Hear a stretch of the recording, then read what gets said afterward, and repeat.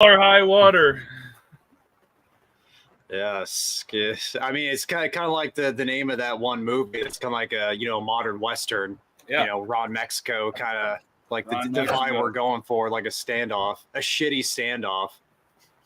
Now I don't know what yours are like, but mine's almost got like a greenish hue to it. Not quite to the point of being like a Candela, but it's got kind of a just the ever so slightly green look to the wrapper, and that's not picking up too well on this camera. It just kind of looks like a Connecticut up close.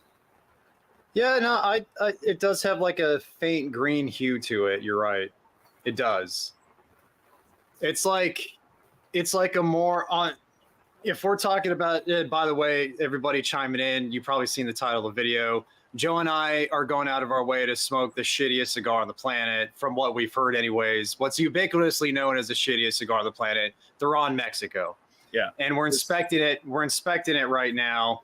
And it, for being what's supposedly the shittiest cigar, it doesn't look that bad. Okay, so it doesn't look as bad as you would imagine.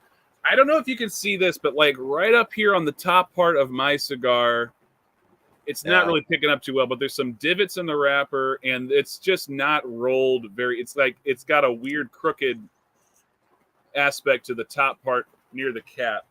Beyond that, I mean, the wrapper's not an awful. I've definitely seen worse wrappers. For sure. For sure. Yeah, the Placencia year of the rabbit, that was falling apart, Avi. This is it so far. Yeah. My pack's feeling okay. It's even anyway. It's a little bit spongy. Yeah, a little spongy though. Which means it might be lightly packed, which I'm okay with. Yeah. Quicker it'll smoke. It'll burn faster, yeah. So I'm gonna check out this humidity level just to see what we're looking at. Okay. It's really humid over where I am. It's so humid that it's raining. And okay, mine's at 62, so that's about as good as you're gonna get. Well, I'm too lazy. I'm too lazy 62. To go inside and get my humidimeter. Yeah, that's good. That's where you want. That's where you want your shittiest cigar to be at. 62. Right. When smoking a shitty cigar, make sure the humidity level is perfect. Dude, the funny thing is, I still dry box this. I was like, just out of habit. I'm just gonna put this awful cigar in the dry box. Let's see how it goes. Yeah. Let's check in on the comments before we light up. You got any pre-light notes, Joe? It's just smelling it. I was just getting vague cedar. There wasn't a whole lot on there. Yeah. It's probably just all Velato. Just all sand leaf. What's going on, Andre? Draw doesn't feel too bad. Hey, what's up, Sal? We'll see. Hey, Andre Beauchamp. I haven't seen Andre Beauchamp in a hot minute there. Good to see him on the stream. Hell yeah. Hey, come on. He's a fellow PPS Peter Pallet gang. Yeah. You create a monster with this. Yeah. All right. I've been delaying this too much. Yeah, we might as well get it over with. Yeah. Okay. Let's do it. Well, I just used this V cutter for the first time. Yeah. And it busted the shit. It busted the shit out of the great start. The cigar. Great start. I'm just gonna grab another one, Joe. Yeah, go ahead. I have the more I get to waste these, the better. So I'll be right back. Yeah. Peter, you're in my neck of the woods. You were in St. Louis area. Did not know that you were around.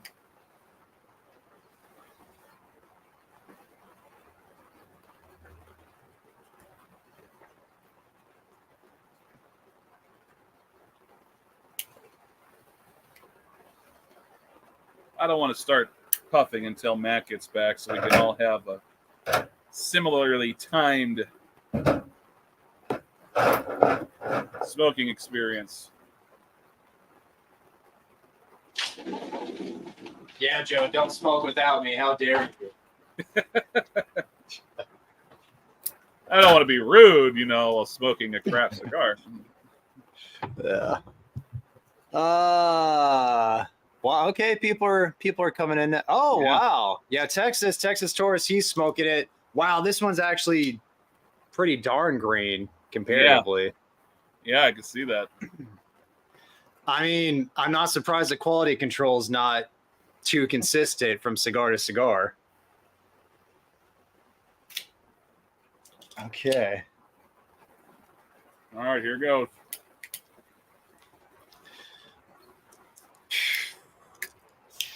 Oh, and the blend on this, I believe, is Ecuadorian Connecticut over Dominican binder and filler. Okay. If that matters at all.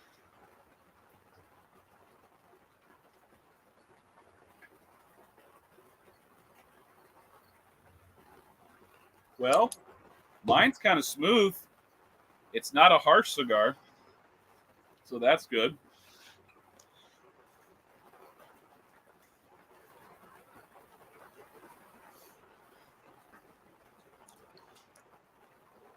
Not awful. No, it's really not. Very mild. Yeah. Very mild. There's a subtle, there's like a subtle sweetness. I'd say mostly like cedary hay, like that's at the top, that's at the forefront. Yeah. There's a tiny touch of like some honeysuckle sweetness in there. It's subtle. But it's not offensive at this point. Dude, that's not bad. That's like ever had a JM's Dominican? Mm-hmm. Yeah. Reminiscent of that. Yeah, I can see that. Completely inoffensive, but it's I think like buying in a bundle, it comes out to like $1.65 a piece. Right. Just out of curiosity, how much did these go for per stick?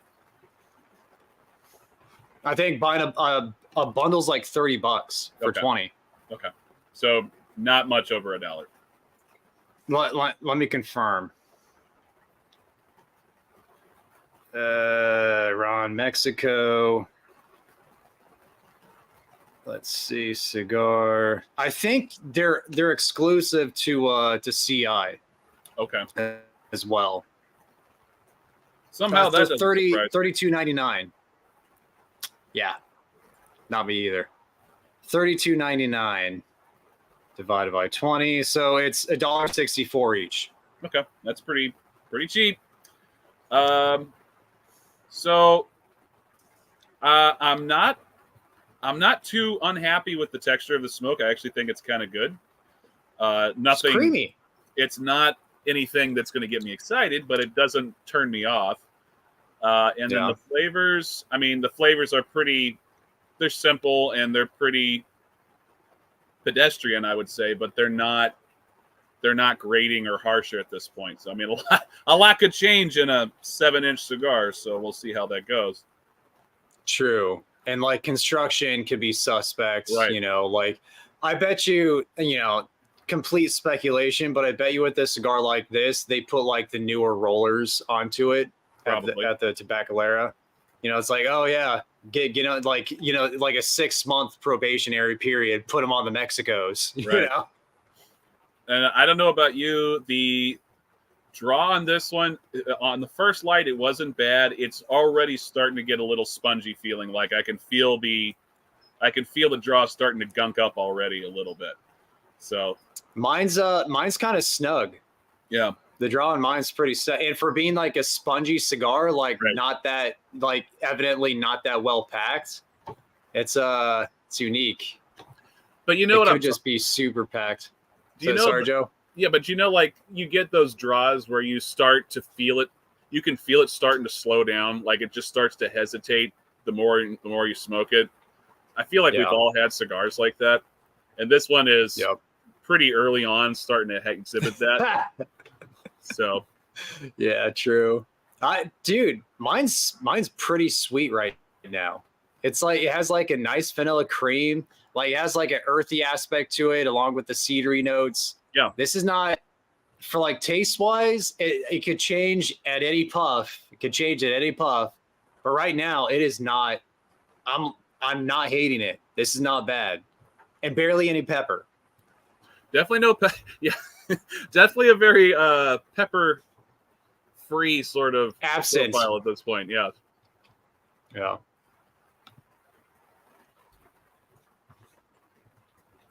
Yeah, you could take a long retrohale on this and not be bothered by it at all. Not react. Yeah. To me, though, and I know this is going to be a issue of controversy with you, I like a little spice because kind of like spicy food, it lends an element of interest to it. I really like it when it's got a balance of spice in there. So, well, hey, when you're giving me the choice between nothing and some spice, yeah, I'll take some spice. Right. You know, like have you? I think I sent you that Gurkha Dragon. Yes. The review is coming up on Friday. I smoked it. I filmed the review last night, so I'm not going to give anything away. Yeah. Definitely a unique review for a lot of reasons. So be on the lookout for that. I'm looking forward to it. But with like my experience with that cigar, it's like it lacks so much flavor. Like it could have just been my palate that day, whatever. It could just be the cigar. I don't fucking know.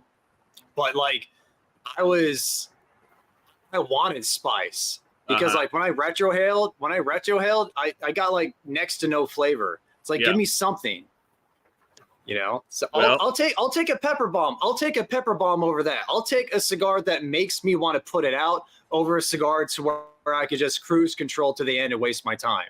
Well, see, and now with someone like me, when I get something that's that boring, that's what really annoys me. Like, yeah, that's what annoys me more than being a pepper bomb, because it's like, okay, there's a place for a pepper bomb. There are people who like pepper, and given my mood and time of day, that can be me too. I am never in the mood for a boring ass cigar. So just those should not exist.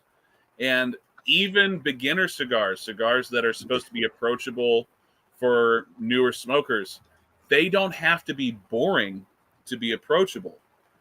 In fact, that's one of the worst things you do. It's like, what if someone who is actually going to have the palate to actually handle a lot of flavor, and then they try a cigar and someone tells them, oh, this is one that's not going to offend your senses too much, and they smoke and they're just like, oh, forget this. This is not. Why? Yeah. Exactly. Why bother? Right. It's like I felt that way. I almost felt that way about the Reserve Royale, because I've never smoked the Romeo y Julieta Reserve Royale. It had just enough flavor to make me be like, okay, this would be good for a beginner, because it is kind of like that, to where it's very subtle, very, very subtle, but there's enough nuance, enough sweetness, enough creamy smoke texture to where you're like, all right, somebody new to the hobby can appreciate this, or would be more apt to like cigars and see something there other than just being bored out of their mind. And it's an easy one to pair with a lot of different spirits. So like, regardless of what they're drinking, it's not going to clash too much. So that's another reason why it's probably a pretty good one for. I think that was probably my first premium cigar as well. If it's either that one or the 1875, I can't remember which one it was, but it was definitely a Romeo and Julieta, not the Cuban variety, obviously. And then it was one of those two, and I can't remember which one it was. But yeah, I remember enjoying it a lot as a new smoker, and also the occasion was, had a lot to do with it too. So that went a long way to, getting me invested into wanting to keep going with cigars. True, man. Yeah, it was, the bullies. I remember the 1875. The Romeo Julieta bullies. Those are. I smoked so many of those when I first got into cigars. Right. Yeah, so many of those, dude. Well, yeah, it's funny. Connoisseur Cigar Eric says no Mexican tobacco and the Ron Mexico. Right. Come on, couldn't you throw some San Andreas in there? I know, it's like, come on, it's so about Casa 1910. Yeah. Yeah, Yep, Manolo for sure. Santiago. Yeah, he's a cool dude, Mm-hmm. and his big thing is just like really pushing. Like he's done a couple of Mexican puros, and then just featuring just a lot of Mexican tobaccos in a lot of his blends pretty heavily. So Yeah. Mexican tobacco's got some nice stuff. The one with the orange band, I'm pretty sure that's a Puro. Yeah. Mexican Puro. So how's your burn looking? Mine's not bad. It's got a little bit of a slant. A little bit. You can really see like the green hue right there too. Yeah, I hope can really it picks see it it up on now. the screen. It's a pretty tight ash, actually. Yeah, the ash is pretty tight. I am getting like a funk now. It's like kind of like a funky earth note at this point. It's not bad. It's not offensive. It's just a little weird. So I'm definitely getting earthiness, but it's reminding me of more like root vegetables, like turnips and beets and stuff like that. Okay. And there's some vegetal stuff going in there as well. Do you think that's just potentially young tobacco or just like sand leaf, just leaf that we usually don't get on cigars that we smoke? You know, it's a good question. I would definitely like. I've had a lot of Candela cigars already, and Candela definitely has a lot of the sweeter sort of vegetal nuances whenever I smoke them. So that's the typical cigar that I'll get a vegetal flavor profile from. Yeah. And I don't know if it's necessarily earthiness comes from, immature tobacco or, tobacco that hasn't been fermented all that well. All I do know is this. I heard this. So like the whiteness of the ash apparently is indicative of having more chlorophyll being expunged from the tobacco and fermentation than otherwise. So more aged. Right. So like apparently wildfire firefighters have a whole science on this. Like when the woods are real dry and it burns, what's left over tends to be whiter in color as opposed to when it's damper or, not particularly dry wood. But if it burns, it's a lot darker. The ash is a lot darker. Yeah. Which makes sense. That does make sense. Practical use. Mm-hmm. Thank you, Ruthless Cannon. Thank you, dude.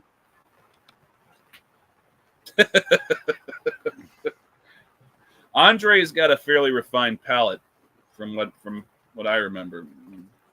Yeah, I know he likes the 660s too.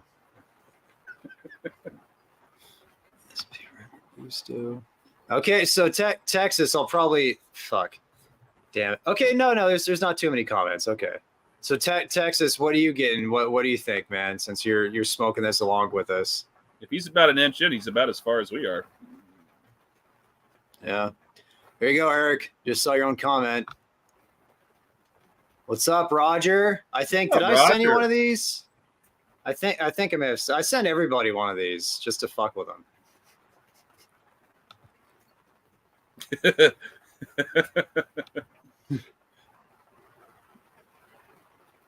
I think, because that was the first one that they came out with, right? Was the Lonsdale size? Yeah, wasn't that the one that didn't? It just had like the brown footband on it.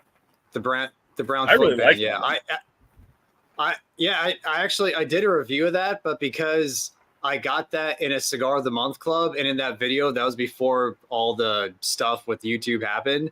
Right. I put the name with the .com of the place in that video, so I was like, I better take this down just in case. Yeah. So you'll probably find it on Rumble, but it's nowhere on YouTube. Yeah. Yeah, I had that. It was good. It was good. Yeah, I did so you know about Grand Cathedral Cigars in Tampa? It's a really kind of almost like a cigar lounge mecca in Florida. It's really kind of neat. It's only been open for a few years, but when we did our Tampa trip a couple years ago, we went there to do an interview with the shop owner, Angela, and right at the end of the video, I asked her, so where can we direct people if they want to find out more about Grand Cathedral Cigars? And she just kind of said her website, and that was enough to get that video pulled down too. Shit. Was it flagged, or did you just do it precautionarily? No, they took it down. They removed the video. Oh, damn. Yeah. Shit, dude. And get this. That's not even the worst one. So I didn't. One other video I did. I think it was an AJ Fernandez cigar, and I can't remember which one it was because it was removed from YouTube too. But they took it down because all I said was, I think I got this one from. I think I didn't even say a website. I just said a name of a company. Like I think it might have been I got it from a CI, and I think I said I think I got these from CI, or I said Cigars International. Didn't say cigarsinternational.com. I just said the name of the company. That was apparently enough to get that video taken. So yeah, I can't even say how. Yeah, like I can't say where I got it, unless I say I got this from my local brick and mortar, which is not very specific at all. So yeah, I think especially when the vibe I'm getting when YouTube implements a new policy, they crank up the dial to 11. Yeah, they really like when they come out with it, they really like pat down and like make sure people know that it exists. Yeah. And then I think after like a couple months or a few months, they dial it back to like 6 or 7. Right. Because like what the whole comments thing right now, it's like our comments are being randomly turned off. It's bizarre. And you were right. Like they did it. Like I turned it back on, and then they turned it off, and then I turned it back on. And they turned it off a third time, and after I turned it back on the third time, they haven't had any issue after that. But that's just like, man, I hope I don't have to keep doing this indefinitely, because that's just going to be an absolute pain in the ass. No, it's especially for like for a review that or a video that you posted like 2 months ago. Right. Are you going to think to go back? Right. To like to go through my entire catalog now? Yeah. Yeah, it's ridiculous. But I think because it's happening less and less now with the whole comments thing. But I remember when it started, like it seemed like every one of my videos was the comments were turning off. Wow. Specifically, the unboxings. Like for whatever reason, the unboxing videos, maybe because it really flags that as being like, this is for a store, this is for something, trying to potentially promote the sale. So I guess like if you did like your unboxings for My Cigar Pack or Luxury Cigar, like are those the ones you're talking about? Not like necessarily mail bombs from fans or anything like that. No. Well, also. No, yeah, the one yesterday, the one that I posted yesterday, they kept turning the comments off. Yeah, just from subscribers. It's fucking insane. Yeah, I did. I had a fan send me a box, and it was the second to last video that I did before the SB 1014 Red review, and they turned that comments off on that one. Although I only had to turn that one on once, and they didn't shut them back off after that. It varies. It varies from video to video, like how many times they're gonna turn them back off and make you like, go back and look and turn them on again. It's like, oh, and you can see like in your analytics or your studio, like see, you just know because when you have comments and you just look at the preview and see 0 with comments, like, oh, they turned them off again. Yeah, I need to go. That sucks. Yeah. Well, it's harder with older videos because if you had an older video that's just already got a bunch of comments on it, you're not going to be able to see that right away either. It stinks, dude. Yeah. Where'd Biggie go? I liked his history lesson. I don't know. There's no Biggie here. Yo, Texas. Robot voice. So any changes, Joe? So the earthiness is increasing. The burn's pretty good. Mm-hmm. Burn's not bad. I've ashed it once. Shit. Mine's actually pretty darn good. Yeah. There we go. I was expecting the draw to start suffering more, but it's actually improved. So that's good. The shitty cigar that could, dude. Yeah. The shitty cigar that could. I will tell you right now, And this might have something to do with the fact that we were going into this expecting a horrible experience. I'm not enjoying. I'm not disliking this more than say like the Alec Bradley 5th anniversary Magic Toast at this point, only because that cigar, whenever you get, it's an anniversary special edition, it must be something good if they, are making has to be good.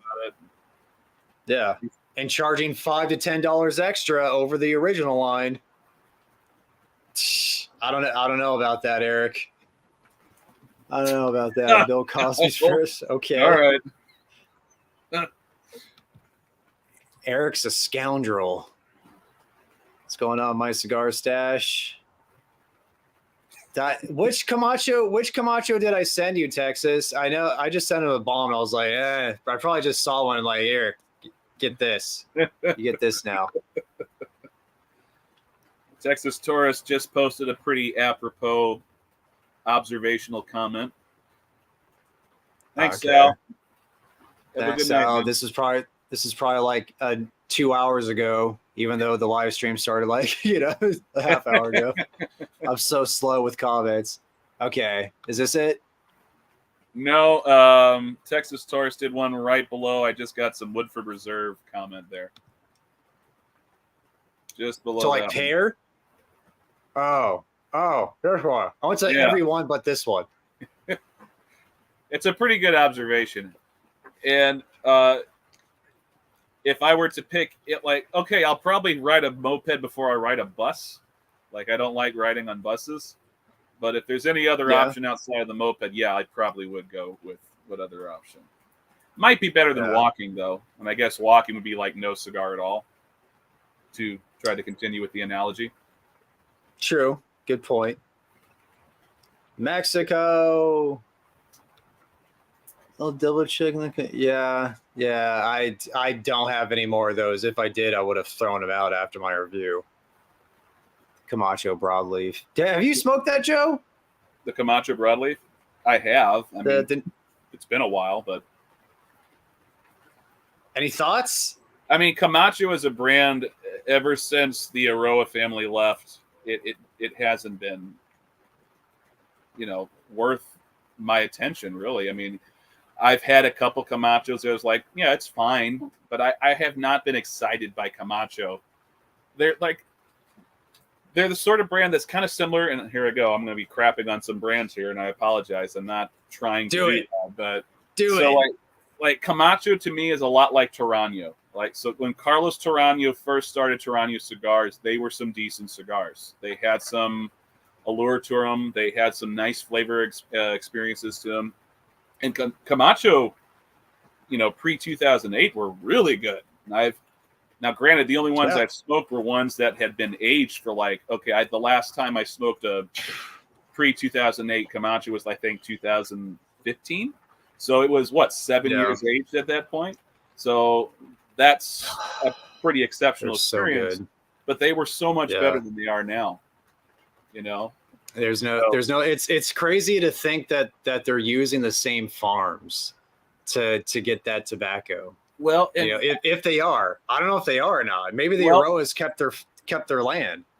Here to speaking to that point, because this is a topic of conversation I've had with a lot of people when they talk about why is it that it's just like I've heard a couple of you say, why is it that like the Liga Privada number 9 and the T52, I remember them tasting better than they do right now. And I agree. I actually think they have kind of decreased in flavor quality over the last 10 years. Consistently.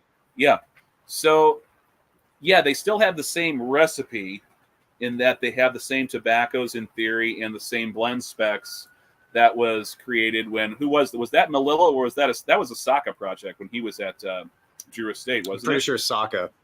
Saka. To me, when you lose someone like Saka, you're kind of losing the chef. Yeah, you might still have his recipes, but he probably understands the way that the dynamics of that tobacco work better than anybody else. So he can improvise when things are a little bit different year over year with different crops of tobacco. And other guys who might just have the recipe won't know how to do that as well. and they won't have the same palate that Saka has. And if he, rolls, the recipe blend for the Liga Privada #9, and he tries and it's like something's off, I'm going to rework this for this year to make it more like it was when I first created it. That's something you lose when you lose a blender like that. So it makes perfect sense to me that, if they still have the same farms, they still have, in theory, the same tobaccos that they had before the blender who originally created Blend left. It's most of the time it's not going to be the same at all. It's going to be wildly different because, and Davidoff is facing a very precarious situation now too, because they've lost multiple really good blenders. So they've lost everybody. They've lost Kellners. They've lost Eladio Diaz. These guys that's like losing Derek Jeter and freaking Barry Bonds and expecting to be able to, replicate what you had before. It's like it's not gonna work. And I don't know if this is like Davidoff's fault that they lost those blenders. It's very easily to surmise that, they just wanted to do their own projects. They wanted to move on to other things. So it's like you can't fault Davidoff for them not having those blenders anymore, at least not necessarily. But the problem still remains. They've got a huge gap in the talent there now that they haven't been able to close. How can you? When you lose someone like Eladio Diaz and then the Kellner family too after that, it's like, dude. When's the last time you smoked a Davidoff and were like really impressed by it? The Chef's Edition 2015. That was the last Davidoff that I smoked that I was like, oh damn, this is good. That was the last one. And that was obviously during the time the Kellners and Eladio was there. Yeah. And like this, and people forget about Avo too. Yeah. Avo, that's like part and parcel right along with Davidoff. And like the LEs, Avo's LEs, I used to look forward to just as much as any Davidoff LE. Sure. Well, once they started doing like the improvisation series, and especially after Avo passed away, like things started changing.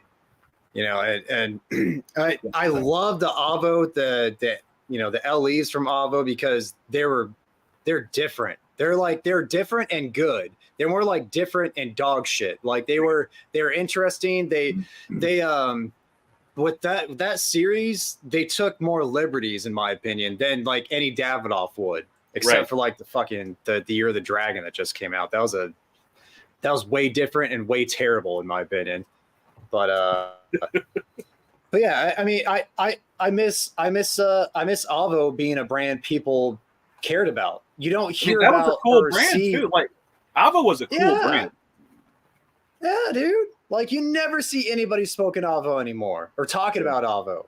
No, it sucks. So they did like a regional blend project where they did an East and a West, and I think you like the West. You like the West. I did. Yeah, I think it made my top 10 list the year that I had it. So I really liked. I'm pretty sure that was the West. Yeah, it was a really interesting Vitola too. It was like a short Bellicoso. Yeah, it was a Bellicoso, but the Bellicoso taper started really far down the stick, and it wasn't like the last quarter inch that most Bellicosos or torpedoes tend to be. This started way earlier, so it was an interesting cigar. It's like the Fogata Nicaragua. They have like a short torpedo Bellicoso. That's kind of like a bell like that too. Yeah. So like this was kind of cool when I first started within the first year that I started the channel, I was so new to YouTube and I didn't know what I was doing. The camera quality was terrible because I was using my cell phone, just like holding it in front of my face like this. And it was works, dude. But I was just using like clips of music that I had. And it wasn't like this was copyrighted stuff. So it's like, no, it's not going to work. So what I eventually did was I did some digging around. So Abo Avizian obviously was a musician by trade, and he has a couple albums. And there's one album called Caribe, which they eventually made a cigar. And so that song is like the soundtrack for the opening and closing of my videos now, and it has been ever since I found out, because apparently it's royalty free. You can just use it and it's fine. So I've been doing that, and it's so cool. And I just love being able to, use a soundtrack that was written by a cigar maker too. So that's kind of cool. It's very fitting, Joe. Very fitting. I remember like one of the first videos I watched of yours, like one of the ones you're probably talking about. I was like, oh yeah, like that's because you put it in the credits, Alvo Vezian, Caribe. Yeah. It's like that makes sense. That's perfect. Yeah. And I don't know if I'd be interested. Texas, I mean, that's a hell of an offer. 1800s blends just for the experience for sure. But I mean, anything that's that old, 200 years, holy jeez. I mean, yeah, they're probably it's like smoke and air at that point. Yeah, how would they not be flavored out at that point? Mm-hmm.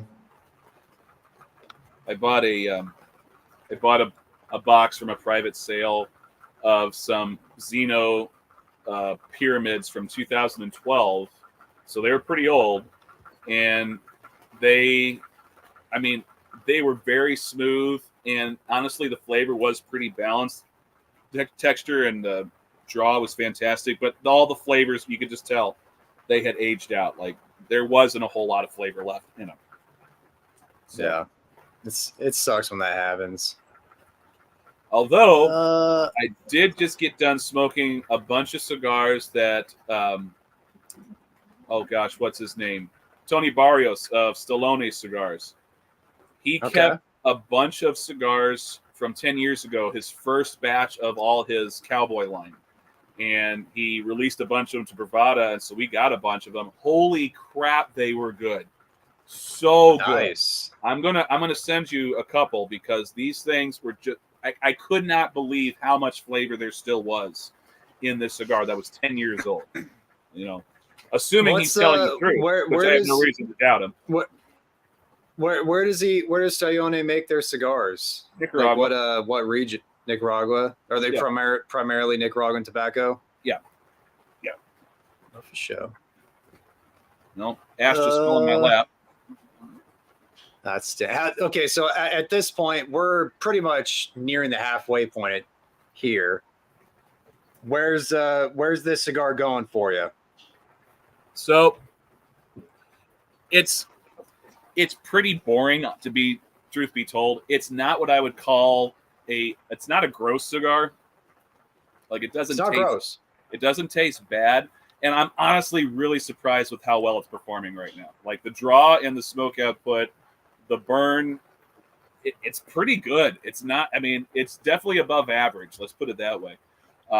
And I do like the smoke texture. It's a very easygoing smoke texture, but the flavors, they're just like, normally I like flavors to be up here, and the flavors are like below the screen at this point. So it's just not. And again, there's nothing grating about the cigar. It's just kind of boring. It's a linear profile. It's like it's the same thing. It's like for me, I'm surprised with how sweet this cigar is. It is fairly sweet. On my palate, I'm getting a good amount of sweetness, like that vanilla cream, honeysuckle kind of bright kind of sweetness. Yep.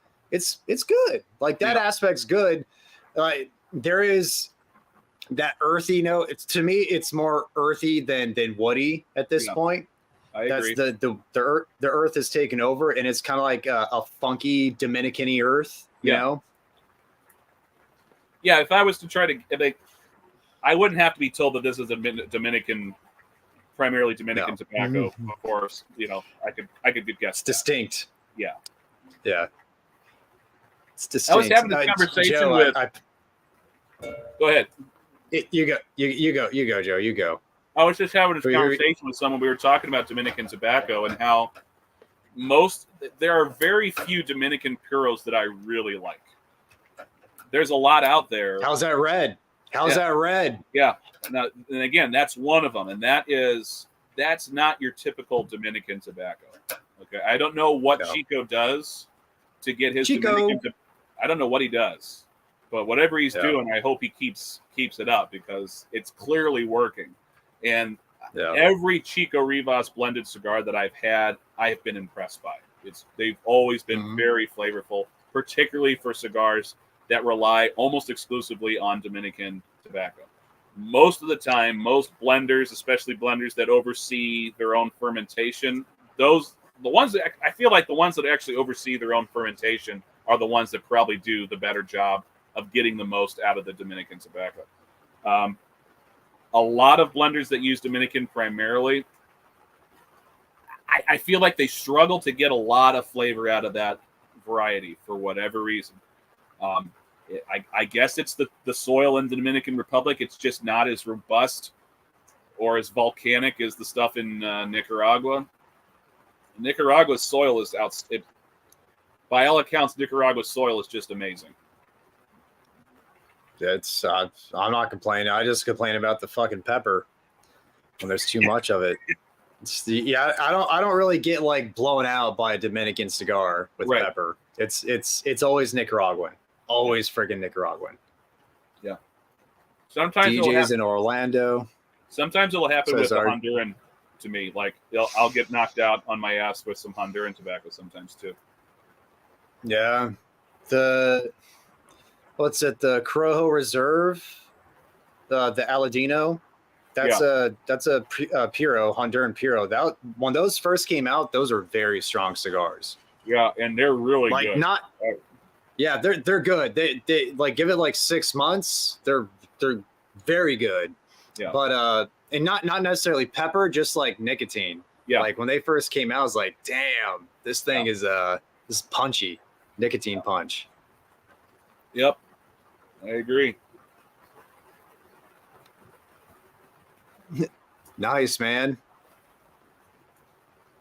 Oh yeah, Juice. I think Eric is your name. It's I don't, it's been a while, and like, it's a lot of people. Oh yeah, Joe, what do you think about the new Davidoff Maduro? Have you seen that the rollout of that? It's like $54 for a Toro. So, I thankfully never had to actually pay the money for this, but do you remember the Royal release that they did a couple of years ago? It's $100 a pop. Yeah. So I got to smoke one of those. Solomon or Robusto Extra they come out with. Yeah. So I smoked one of the Royal release a couple years ago when they first came out. If I had paid $100 for that cigar, I would have been so upset. And it wasn't a bad cigar. It was fine. But if you're paying freaking $100, it better blow you away. It's just I'm getting really impatient with this reality that's becoming more and more frequent of these uber expensive cigars, and they're only okay. It's just like, you gotta do better than that. I don't care if the tobaccos are the rarest on earth. So what? Rarity means nothing to me unless it also has something to go along with it that makes it objectively better. If rarity is the only reason that it's that expensive, you can keep it. I don't want it. So, agreed. I've just lost. I probably will get around to smoking the new Davidoff at some point. It's just like, man, there's so many other cats out there that are blending better stuff right now, and for way less. So you like a tenth of the cost. Yeah, you gotta give me a really good reason. So I probably will eventually. Joe. Yeah. Joe. What do you think? What do you think the possibility of people trusting us saying these things while smoking a $1.65 cigar? Hey, we haven't said anything remarkable about this cigar. Okay, I'm just putting that out there. I haven't said this thing is amazing because it's not. I'm just saying. Not, but I was expecting way worse for a sub 150 cigar.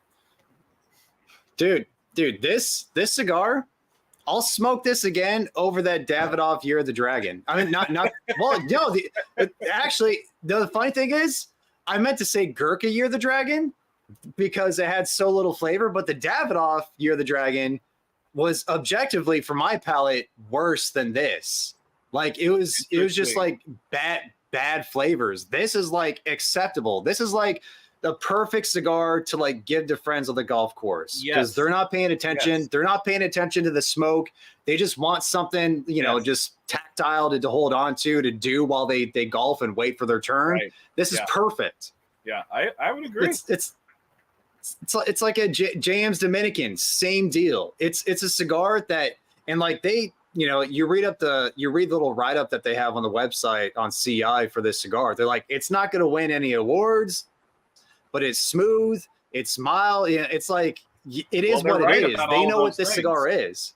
Yeah, it is smooth, it is mild, and it's not going to win any awards. So no. But at the same time, it's also not going to win any of the dubious awards. Like, to me, this is not the worst cigar ever. At least not so far. Far from. Unless they literally like backloaded this like in the band, like unless they like put like a literal turd in there. I feel like you would have tasted it by now. Probably. So actually, unless what was that, Joe? Unless it dives. Right. It would have to be a pretty bad dive too. Yeah. Like I if I were to bet, and I'm pretty sure I'm right, this is going to taste exactly the same all the way until we get to the band, and then it's going to start tasting a little hot and a little char heavy. Like the last retro hail I did, I started to get the beginnings of white pepper on the retro, so it's starting. Okay. But let's talk about the band here. Like, what are your thoughts on this band? I think it's kind of fun. I know it's kitschy as hell, but I don't obviously it's supposed to be like smoke from like a gun or from like, you know, him smoking a cigar. I'm just gonna say he's ripping ass because that's funnier. You know, and it's like it's supposed to be bad, it's supposed to stink, you know, just make him farting. Like it's just own it. Just own it. That's what I'm saying. I like his outfit though. I think the outfit's good. Yeah, man. It's pretty dope. It's pretty dope. And there's actually like there's texture on the band too. Mm-hmm. You know, it's not just like it's not like a printout on some like, you know, LaserJet printer. There's actual like there's some thought into this thing. Yeah, there's some embossing. There's some thought into this. That's pretty cool. So I'm gonna do the band test right now and start taking it off and see if the wrapper comes away. Okay. Actually, it's coming off pretty easy. Okay. No problem. Gosh darn. No problem. That's crazy, dude. So the rollers didn't slather on the glue like they are wont to do at certain factories. Yeah.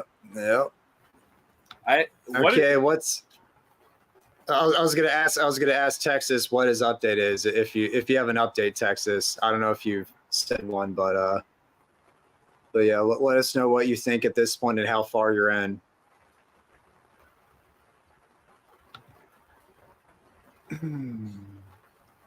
I don't think it's Michael Jackson. I don't think it's supposed to be anyway. Nah. But, you know, I can see like some of the outfits that he wore, like the white suits. Yeah. I can see the similarities there. Even the hat. The 100%. The Ron Mexico is better than the Camacho broadleaf. It's not. This is a almost pleasant cigar. It's pedestrian, but it's almost pleasant. It's on the higher end of pedestrian, in my opinion. It's not bad. It's not bad. This is not the worst cigar so far. Really, I mean, we're halfway through it. We can pretty much say right now for $1.65. Yeah, for $1.60. Look at that construction. Yeah. Like for $1.65 to get this out of a Churchill, I'll take it. Yeah, I'll take it. It was kind of funny because when you first sent me the package that had all these in there, it was just like, oh my gosh, there's so many of these Round Mexicos. But now I'm kind of glad I have them because it's like, this is exactly what I'll be handing out to people who, because it happens all the time. Someone comes over and it's like, hey, just give me something cheap. You know, that they'll say that all the time. It's like, give me something cheap. You don't waste a good one on me. It's like, okay, well, this will be great because this will this will probably get them to actually enjoy themselves a little bit. I think I sent you 5, right? I think you sent me 6. Oh shit! Yeah, Went a lot. overboard. Yeah, and it's just like kind of fun, like to other hobbyists too, because like this is the cigar that everybody knows to be the worst cigar out there, and also there's something to be said. Quality control. You'd imagine quality control with a cigar like this probably isn't great. Maybe somehow, some way, we got a decent bundle. Yeah, maybe comparatively, and maybe we both, struck, hit the lottery with. Maybe we got the 2 good ones in the entire batch, and the rest of them are just going to be terrible or something. I don't know. So something makes me feel like it's hard to believe that somebody's sitting there at the Ron Mexico factory being like, oh, I got to make sure the blend's consistent. Got to make sure, these floor sweepings taste good this time. although I do believe this is long filler. I'm pretty sure this is long. It's got to be, because it's like the ash integrity is too good. Like, true. There's not even any flaking with this ash. Like, it's a really tight white ash that's been burning like a champ, really, for the most part. It started off a little wonky in the first third for me, but it really hasn't been. I haven't had to touch it up. I haven't even had to set it down on the ashtray to let it catch up a little bit. Like, I've been smoking this pretty carefree, and it hasn't been problematic at all. Dude, this is not a bad cigar. And you know what? Ron Mexico. Yeah. So I have other cigars out here that I was anticipating lighting up after this one's over, because I didn't want this to be the only cigar I had today. But what's great about this is because it's so mild and so gentle, it's not going to destroy my palate for the next thing. Like, I'll be able to enjoy the next cigar very easily with this now. You know what, Joe? You could also, if you really wanted to, you could light up another Ron Mexico if you want. I've got like 6. You could. It's a pot. Here's the thing. If I had a Ron Mexico gun to my head and like somebody told me like you gotta smoke an entire bundle of these, I'm like, all right, okay, it's kind of boring, but this or a bullet, I'll take this, whatever. Do you remember when Oscar, I think it was Oscar, they did the cigar called the Branch, and it was like a 2-foot long cigar.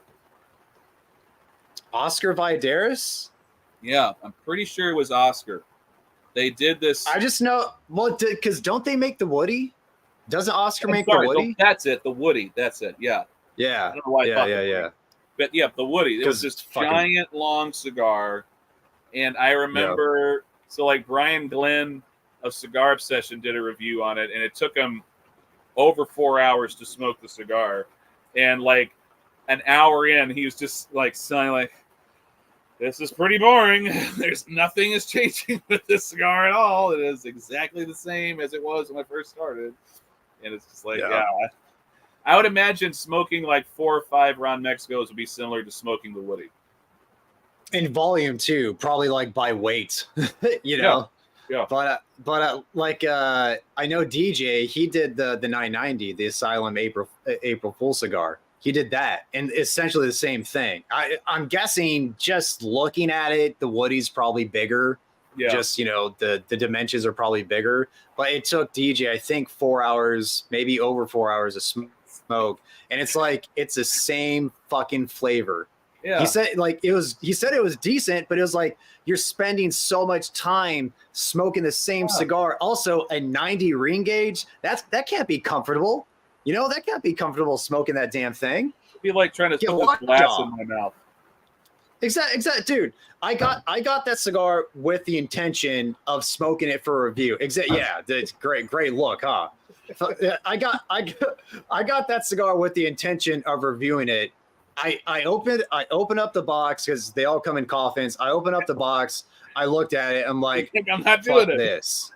I'm like, yeah, fuck this. This is going to Texas. This is going to DJ. And he was man enough to do it. Yeah, so you heard about, JFR, I think they did a 10 by 100, a Lunatic. Oh, the lunatic. Yeah, 10 by 100. Yeah. The size that shall not be named. Yeah. Right. That's what it's called. That's the name of it. Yeah. Yeah. No, thank you. I'll probably ever smoke. Isn't the femur 133? I think the femur is like 10 by 133. Who does the femur? Well, it's not regular production by any means, but Romacraft. Oh, okay. Cro-Magnon. Gotcha. Because like their thing was like we want to make the biggest cigar that one man, that one roller like can physically make and still have it, be constructed well and naturally. And I guess they maxed out at 133 ring gauge. Okay. Another one I'll probably never smoke. No. Is it a good idea to get bundles of cigars, Joe? What's your take? Depends on the bundle. But there are certain bundle cigars, like I really like the Illusione, what is it called? The little Corona. Legrand Rex. Yeah, really. Legrand. Yeah, Legrand. Fuck, what's the name of that damn cigar? I've got like 40 of them. It's Legrand something. Yeah. Legrand Classe. Legrand Classe Rex. That's what it is. It's a little cigar. It's like 4.5 by 44, something like that. I'll pull those things out all the time. It's a great bundle cigar. And another one that's really good bundle. What is it? Oh, shit. I'm drawing a blank here. I can't even remember who makes it, but I've got them down on the humidor. It'll come to me later. But yeah, there's a lot of bundles that I actually like. There's some good ones. There are some bundle cigars out there that could easily stand up against banded cigars in a really nice looking box. They exist, dude. The RS-88s, the industry killers. Those are technically bundle cigars. They don't come in a box, but yeah, they don't come in a box. But they're bomb. They're fucking money. The Cameroon, the most recent one that came out of the RS-88s, that's like authentic African Cameroon wrapper. That thing's rare. Money. It's like a Don. It's like the sister cigar to the Don Carlos, in my opinion. It's for $7, for $7 freaking dollars. That's crazy. I'm not sure how they're able to get actual African Cameroon for that little, because that stuff is typically very expensive. That's one of the most expensive wrappers in existence right now. It probably is the most expensive. It's either that or maybe like Brazilian Matafina. Or maybe like Connecticut broadleaf, since that's like the demand's going up for that. I don't know. That's because Saka and Melittle keep buying it all, dude. They keep buying like everybody's broadleaf, which is like great. And making bomb shit and making bomb ass cigars. To their defense, they're two of those guys. Those two guys tend to know how to use it better than most people. Like a lot of people, because like broadleaf is enormous, And like it's not a small leaf, so using it as a wrapper is if you don't know how to cut it the right way, like you don't know the cutting technique to get as much out of the leaf as possible, you end up wasting so much of it. Yeah. I mean, I think the Camacho broadleaf is Honduran broadleaf. Yeah. I'm okay with them keeping that and just not, just leaving that there. They can keep their Honduran. Give me the Connecticut broadleaf, please. I'm sure there's ways to utilize and blend a Honduran broadleaf to where it's palatable, but just the way Camacho's doing it with that broadleaf they have is miserable. I don't know what the hell they're doing. Yeah.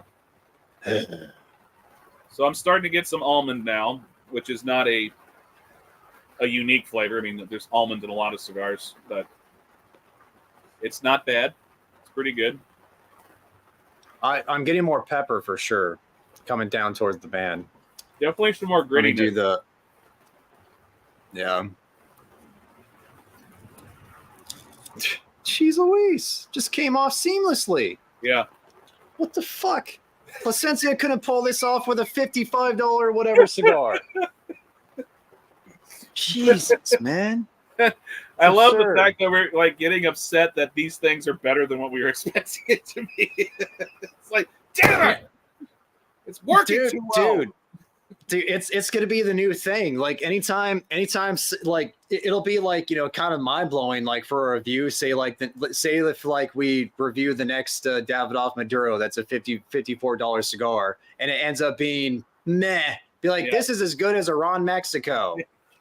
Davidoff, good job, Davidoff.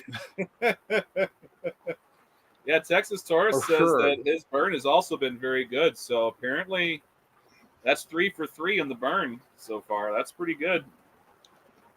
Fucking insane, dude.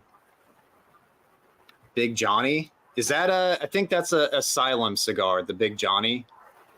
Yeah. Is that like a 770 or 780 or some crap like that? Yeah. Oh. I think the biggest I ever smoked was I think I smoked the Asylum Ogre, which was a 770, I think. And it was. Oh, yeah. What's. So sorry, you gotta finish your thought about your Ogre. You gotta finish your thought. No, that was the biggest one I ever smoked because the flavor was forgettable. It wasn't. I'll never smoke it again. Leaf. You know. Yeah. What is your worst cigar? Period. Well, that's a really good question. The worst cigar I've had recently was, well, I mean, the Alec Bradley Magic Toast 5th anniversary is kind of up there. And that one, you really didn't like that cigar. You couldn't finish it. That was, I think, dude. I think out of all your reviews, that's the only one I can remember, anyways, where you did not finish that damn cigar. Yeah. And it's a big cigar too. It is a big cigar, and that was the reason why I just was like, I'm not wasting my time anymore. This is just, it's clear they have not put any effort into making a good flavor experience in this project. And that just makes me mad. It makes me mad when they do that. It's like, why bother making cigars if you're not even going to make an effort? Either that, or they are so incompetent that they can't make a good cigar. Either one's not great. I'm not sure which is worse. I'm not sure which is worse. Now, I don't think Alec Bradley is bereft of talent. So I don't think it's because they're incompetent. I think this was a lazy project that they threw together because one day they were like, hey, you know what would be cool? It's been 5 years since we did the Magic Toast. Let's do a special edition release of this. It's like, anybody got any ideas how to make it cool? Let's just make it a double perfecto. Okay, fine. That'll work. That's enough to make it special. Yeah. Let's just make it. Is it just me? Is it just me, or is that wrapper ugly as hell? Yeah. Like that wrapper is so unappealing. So I think Hunter and Broadleaf. Is it Hunter and Broadleaf? I like the oil sheen on that cigar. It's a pretty oily looking wrapper. But you're right. The modeling of the skin reminds me of like the Uruk-hai skin in Lord of the Rings. You know? Like that's what it reminds me like of. A monster. Yeah. Like a monster. Yeah. It's not appealing. It's not appealing to the eye. I do agree. It is oily. It does look kind of like, you know, substantive and like, you know, rich that way, but just the texture and the coloring and modeling of it, it's just not aesthetically pleasing at all. Yeah. It's ugly. And going back to Ronnie's question, the worst cigar period, I know I've had some just really shitty experiences with some like no-name discount brand cigars where you light it up and it just like starts tunneling immediately and it burns your tongue and it just tastes like hot garbage when you smoke it. Yeah. So that's a one-off. Right. That's a one-off. Typically. It's one of those things though that there was a buddy of mine who was just getting into cigars and I didn't want to be a snob because he was offering me cigars to smoke. And so I took it to be gracious. And then I went and had this terrible experience and I tried to muscle through it, but it was literally burning my tongue. Like I had like my tongue got burned. Oh, from the tunneling. And then like the next time I saw him, and of course I didn't tell him, oh, this is shit, you know, to crap on his, you know, gesture. And so he brought me another one the next time he saw me and I was like, oh, I got to do it again. And it was the same damn thing. It was like, I don't remember what the name of it was because it was a no-name. It had a band, but it was like one of those, you know, someone like a house blend. Yeah, it was just bad.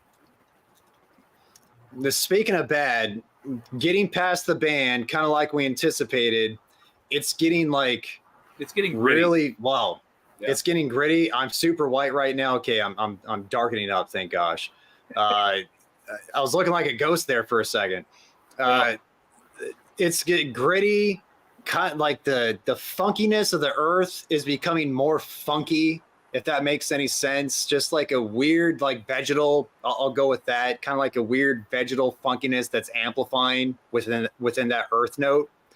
And it is like it's getting more peppery. More of the white peppers kind of become a little bit more piercing on the nose. Yeah, so it's not as smooth as it was. I'm getting a little bit more bitterness. It's almost like a tannic bitterness, which is a little bit harsh now. So it's not smoking great. I'll smoke it a little bit longer, but if it continues to keep getting, I'm not going to go much further than this, just because. Let's go for another like 3 to 5 minutes, and then we'll score it. Like you give it your score, I'll give it my score, and then we'll light up something probably better. But we'll see. We'll see. But Joe, like, was it last night? I think on Instagram when I did the shout out for this live stream. Yeah, I did hashtags. And one of my hashtags was Sabo. Yeah, that's awesome. So great. So smoke. So I was doing hashtag smoke a good one for a long time, and then a dude who followed me on Instagram, he coined that hashtag, just the acronym. And I was like, dude, that is so cool. I'm going to start using it. And I asked, like, can I start using that? And he's like, yeah, of course. He's like, great. So I started using that. Ever since I saw him do that, I was like, that definitely is a lot more concise than having to type in hashtag smoke a good one every time I do a review. No, I don't know if you may have misheard me, because it does sound similar, but I said Sabo. Oh, Sabo. Oh, whoops. Oops. Smoke a bad one. Which, yes. That was a little preview, but it's not bad. Overall, it's really not that bad. It's not bad. It's bad right now. It's bad. It's becoming bad right now. Right. But overall, it's not a bad cigar. Yeah, it's trending down. The trajectory's going downwards. There you go. That's the word I was looking for. Trending down. Mm-hmm. But as you say, there's still a lot of smoke. At least there's a lot of smoke. Shit, dude, combustion's great. Yeah, it's solid. I'm just kind of going over my tabulation of the score right now to anticipate the scoring here. So how like do you have like a scoring system like that adds up to like the score that you ultimately get to? Yeah. So we got like, what is this? 1, 2, 3. Yeah, 7 different categories. I go by construction, draw, burn, complexity, flavor, enjoyability, smoke output and texture, and then overall experience. And then you add those up. And they obviously, certain categories have higher point potentials than others. So construction was really not bad. It wasn't the prettiest looking cigar, and there was some irregularity towards the cap of it, but that's about the worst I can say about the construction. So I'll take a couple points off for construction, so that's not that bad. Draw was pretty good. It wasn't perfect, but it was pretty good. Take maybe a couple snug. Points. Yeah. Yeah. Flavor complexity is where it's really going to suffer, because there just wasn't a whole lot there. There's little to no nuance. Right. And then flavor enjoyability as well. It's like, it was balanced for the most part. There just wasn't a lot of layering. So it's not like the flavors clash with each other, except as it's starting to trend to right now. So that's not great. Smoke output was good. Smoke texture was good. Overall experience was, I think we can both agree it's a pretty pedestrian experience. Yes. But it's not a dog rocket, and it definitely isn't inadequate. It's certainly not inadequate for $1.60. So no. This for a sub $2 cigar, I'm not saying I'd rather have I'm not saying I'd rather have like 10 of these instead of like one, Davidoff or whatever. But maybe because I like this better than the Year of the Dragon, give me 10 of these over that, and I'll just give these away. Right. Yes. Exactly. You got to add pragmatism in there, of course. Yeah. Minus 4. Burn was really good. -1, -5. Flavor complexity only about 6. And both I cut. The one that I started with, obviously, that just cracked to hell. Right. This one also, even with the straight cut, like a cutter that I usually use, it's still kind of cracked at the cap. So there is, a little bit of irregularity there. But construct the burn line, the ash, very good, above average. Yeah. So I think I've got a score ready for the most part. For me, it's pedestrian. It's the first 2/3 were pleasant in my opinion. The final third took a dip to near inadequate. So overall, it gets pedestrian score. Yeah, and I think that's pretty fair. Score I landed on for this ended up being about 73 points, which is about 3.5 puffs on my scale. So are you expecting anything higher than 3.5 puffs for less than $2? I'm not. So no. And this cigar, this is a sort of, there's always these emotional attachments or emotional responses you'll get from different cigars. It can range from, general satisfaction. It can range to annoyance. It can range to being bored. It can range to go all the way down to like being disgusted. Then you can have ones that just make you feel like really happy. This one makes me laugh because it's just like this has no business being this good. being a less than $2 cigar. It shouldn't be. No, it's crazy. It's fucking crazy. It's good. Like this cigar for being sub $2, dude. I'll smoke this over a quorum. I love JC Newman. Newman, but I'll fucking Ron Mexico over a quorum all day, any day. I'm sorry, JC Newman, but it's the truth. It's what we're experiencing right now. This last puff. All right, what was that last puff? This last puff was not good. Did the score go down? Did the score go down? 72? 71? Yeah, it might be like a 72 or 71 now, but still. So, like, it tastes like burning paper now. Now it just tastes like burning paper. All right, so now we know what they backloaded it with. Some craft paper. Might actually be construction paper, yeah. Yeah. Still. Have you... I'm not unhappy, only because this thing has just been. It's still like this is a damn near razor sharp burn, and the ash has been holding so well. Yeah, look at that. Yeah. That's crazy. That's pretty nuts. $1.65, $1.64, whatever. Insane, dude. If Ron Mexico's stock doesn't go up after this, I don't know what will. So. You know what? Hey, there's 48 people watching right now.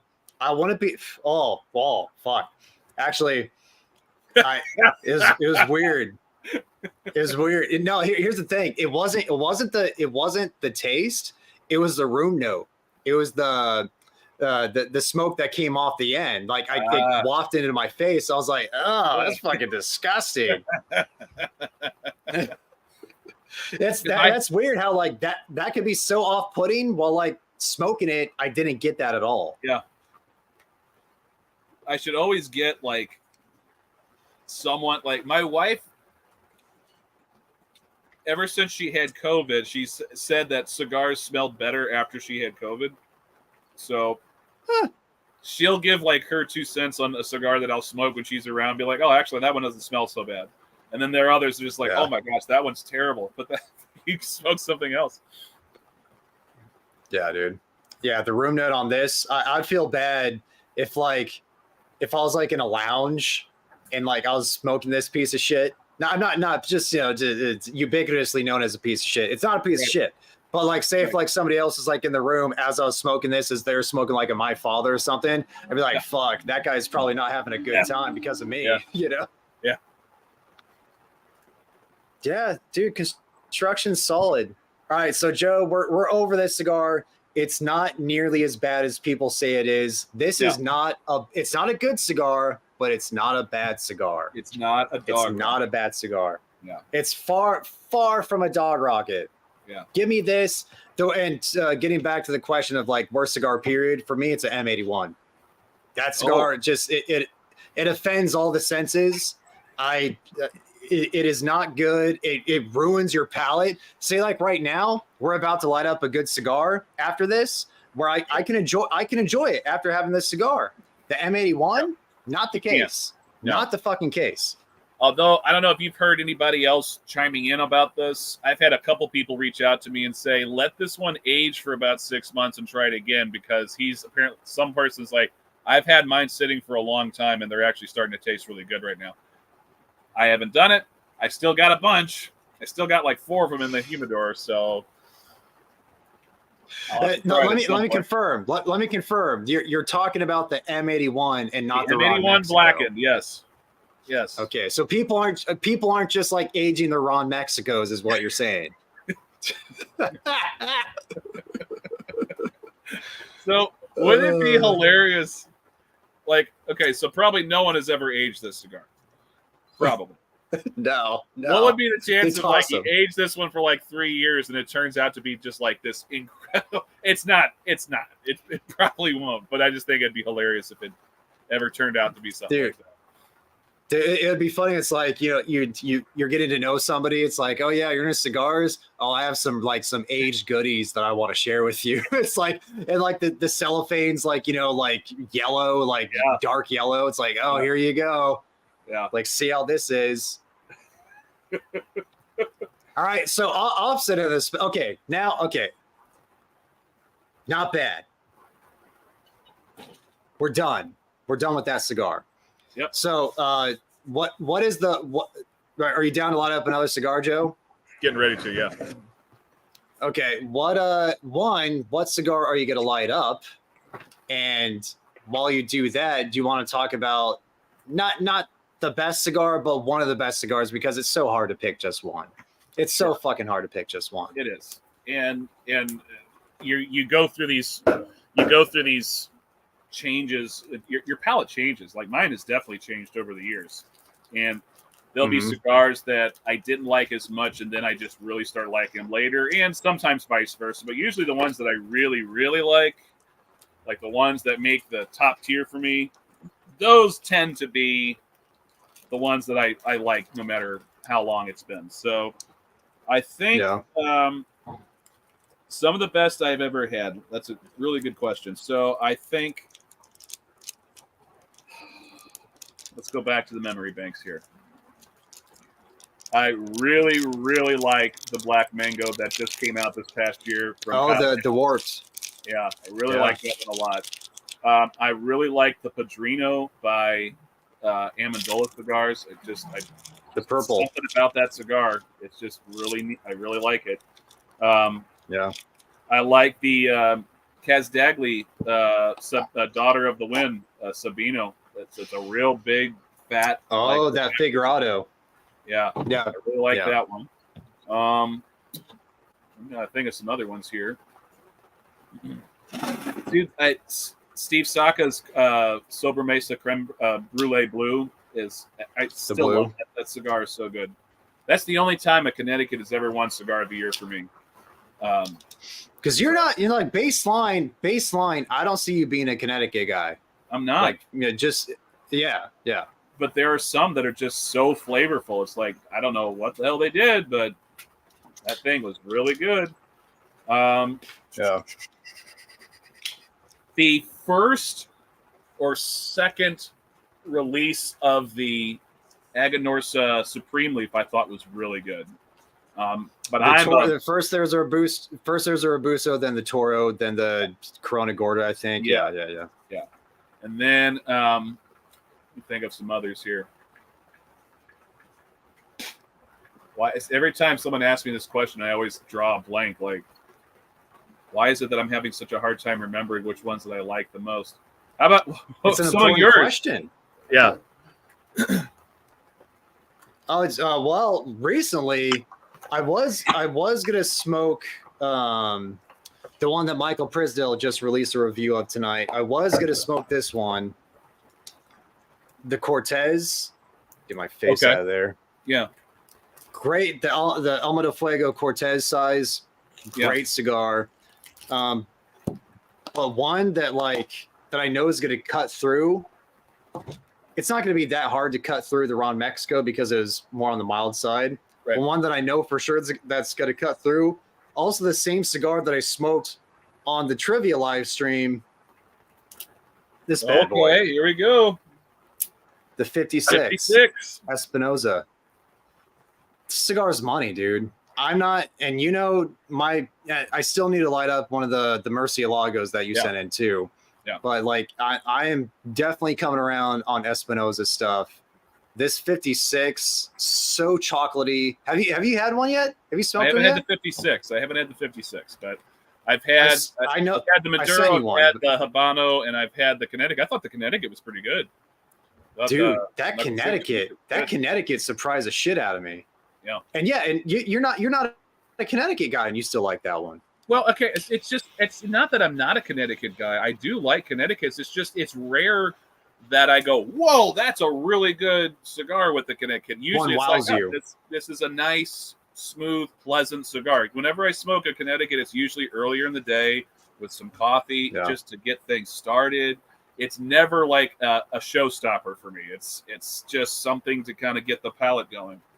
But yeah, that one I thought was really good. I'm going to go with the Intemperance Volstead tonight. Narf, man. One. Now, where's my lighter? What's a blend on that? Do you know off the top of your head? I don't know off the top of my head. I should probably look that up so I know what I'm doing.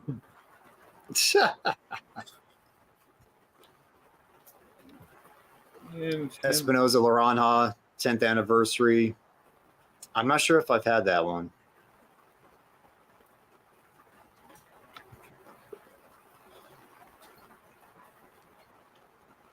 So the Intemperance Volstead 1920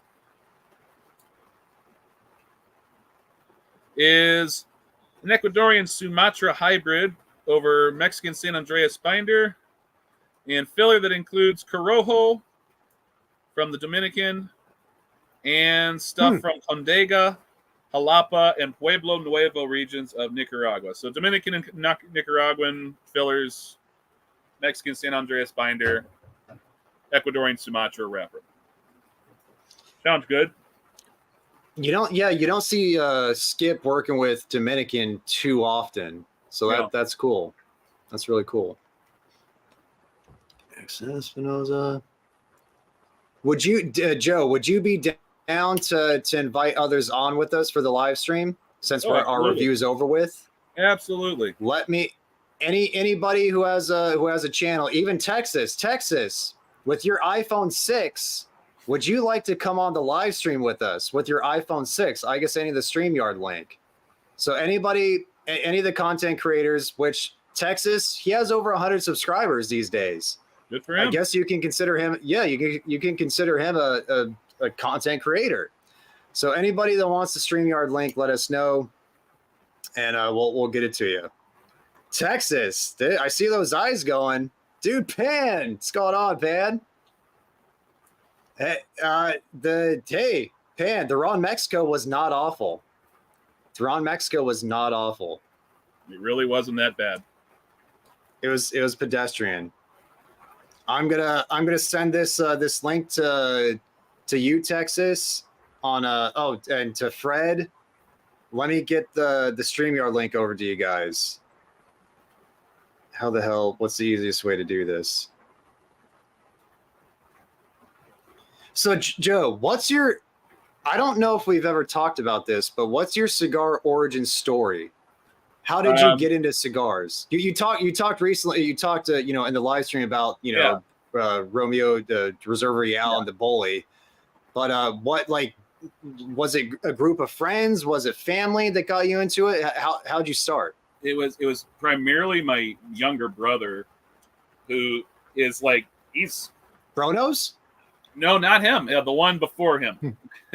So Okay. the other brother. I've got a lot of brothers. So he he was into cigars because he's a contractor by trade, and one of the guys that was a foreman on a lot of his jobs was a big cigar guy, and he was always kind of smoking cigars whenever he was working a job with this dude. And kind of by osmosis, being around my brother for social occasions, he would always have cigars, and I just would light him up whenever he would offer them. And I wasn't that into him originally, and it really had a lot to do with the fact that I was doing it all wrong. I don't know why, but I almost never had anything to drink when I was smoking a cigar, which is like the dumbest thing. Is like, especially when you're new, you got to have something to. Other, you're gonna kill your throat. So and then as soon as I discovered how good cigars tasted with coffee, I was just like, all right, I'm in. This is great. And then I ran a poker league in my town. Just a bunch of friends of mine for like 7 years, and we always did a cigar break halfway through the tournaments that we would play, and that just kind of kept the ball rolling. And I met the dude who's Mr. Stevens. He's my best friend. He was already into really into cigars, and so we smoked a lot whenever we would hang out, and I just got more and more into it. And I just started watching all these cigar reviewers on YouTube after I started getting into it a little bit. And I was just like amazed by, dude, there are so many different cigars out there. There's literally millions of cigars out there, and they all seem to have their own special nuances. And all these cigar reviewers just seem like they're having a great time. I want to do that. I just want to whatever they're getting out of that from doing reviews, I want to experience that. So I just decided, okay, I'm just gonna, on a whim, I just decided I'm gonna start reviewing cigars on YouTube and see what happens. I don't really care. I just like smoking cigars. And something really interesting happened when I sat down and just actually tried to analyze the cigar. I was like, oh, I'm picking up stuff that I wasn't getting from these cigars before when I'm actually paying attention to it and not looking at my phone or talking to people. And so when I discovered that, when I discovered how much you got out of it from just focusing on the cigar really, really well, it was just like, man, this is so good. And then I just started learning more about the craft in general and what goes into it, and looking at, I'm a sucker for family businesses, and there's so many family legacy businesses in the industry. So many. Yeah. And I was just like, I love this. I love this generational legacy that just keeps continuing, and they have this, great reverence for tradition, and they're always looking to balance tradition with innovation, which is great. So, and then I just started meeting, like, the best people that I know are the ones that smoke cigars. Like, those are my favorite people. So then it became more of a lifestyle as opposed to a hobby. It's just like, no, this is like, I want to be around people who smoke cigars like I do, because I have the best conversations with them. I get the best connection with them. It's so easy to talk to people who are smoking cigars.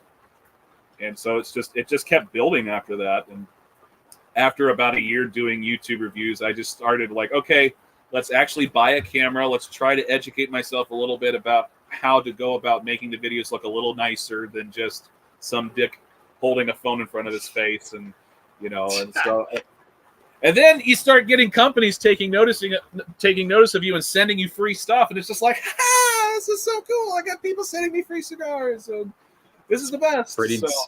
Yeah. Speaking of meeting great people, how about this guy? Up? Texas Taurus. How's it going, man? King Salami. What's going on, guys? Can y'all hear me? Yeah, I can hear you. Yeah, hear you just fine. Cool. Yeah, so I'm right about... Oh, he's still going with it. You're still at it. Yeah, it's not bad, nice, man. Man. Appreciate it.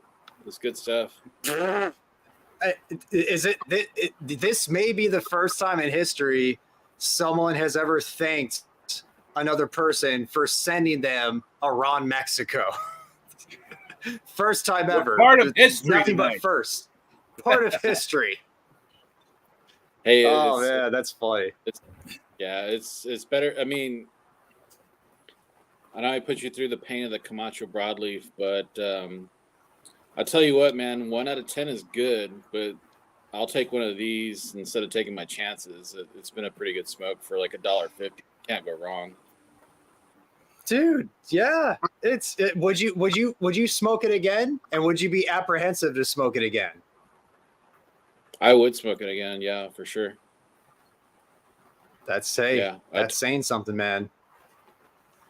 I'm definitely going to bring I'm definitely going to bring this to the golf course the next time I am there, and I'm going to give it to Mr. I'm going to give one to Mr. Stevens, and we're going to do that on the golf course. I think because I think he'll get a kick out of it. Actually, he's the what's his nickname? His nickname is Mr. Stevens, also known as the Cigar Gangster.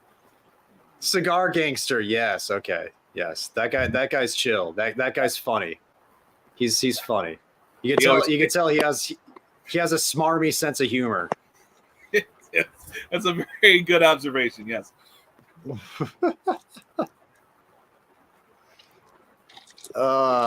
See ya, Pan. Thanks for hopping on.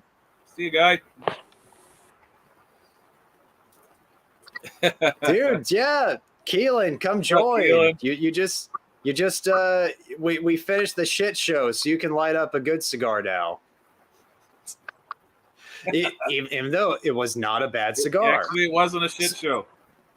No, it wasn't. So Texas, how long have you been smoking? And like, what are like as far as baseline? What kind of cigars do you kind of gravitate towards? Currently, I mean, all right. So my backstory, I'm old. Yes, I'm 43. Yes, you are. And you're old as shit. You're decrepit. It's not that back old. In 1997, when I was in high school, I worked during my summer job between junior and senior year in high school. I worked at a pizza place next to a place called the Cigar Club here in San Antonio. It was like a pretty little prestigious spot. And at that time, you could smoke cigars when you're 18. I made friends with the people next door. I gave them food. What they allowed me to do is I could go in, I could buy cigars. So back in 97, like my first. Are we losing him? You broke up there for like 5-10 seconds, Texas. Now you're just talking and we don't hear you. Can hear us. Yeah, you're just talking, Texas. You're talking to nobody, Texas. You're just staring up at the stars, Texas.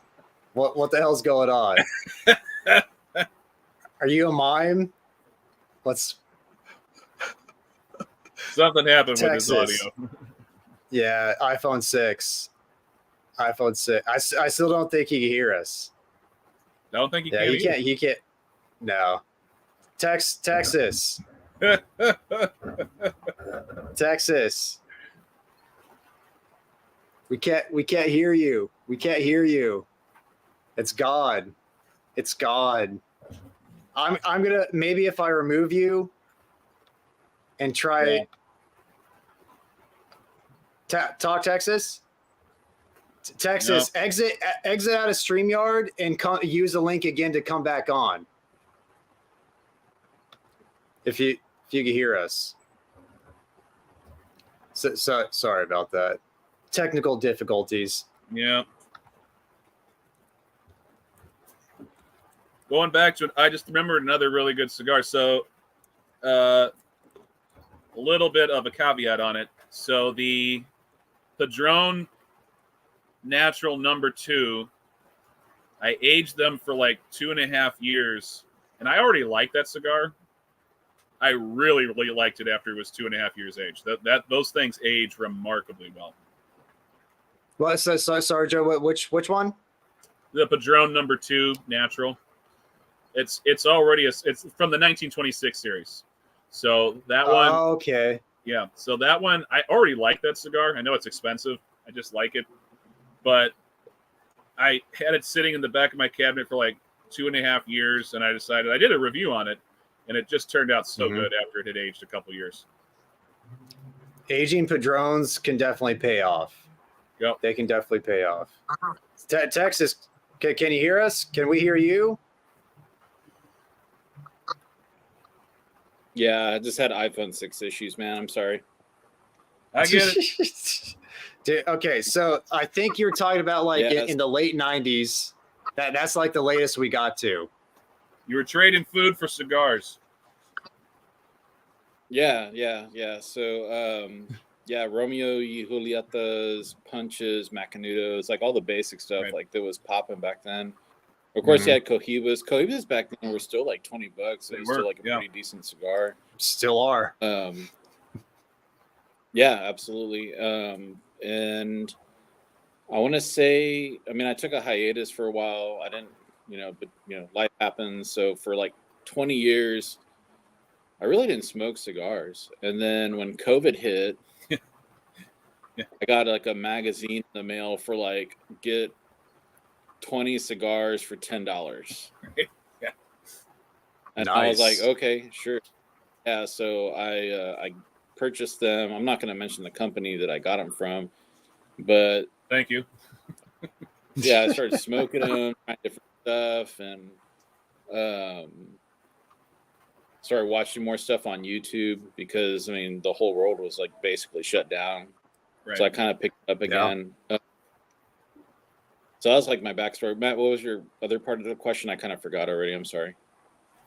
And like, what's your baseline? Like, what kind of cigars do you kind of like gravitate towards? Like, what are some of your favorites, current and past?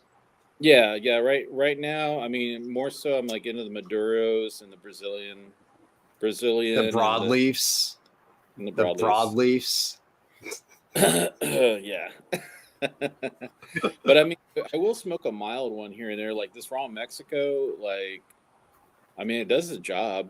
I mean, it's like if I was like you guys, like if you were gonna hand it out to some friends and you don't want to spend a couple bucks, like I mean, right now, like I mean, if you were going to, or if you didn't want to spend a lot of money and you wanted to give your friends a cigar to smoke, this one will definitely get the job done, for sure. Yeah.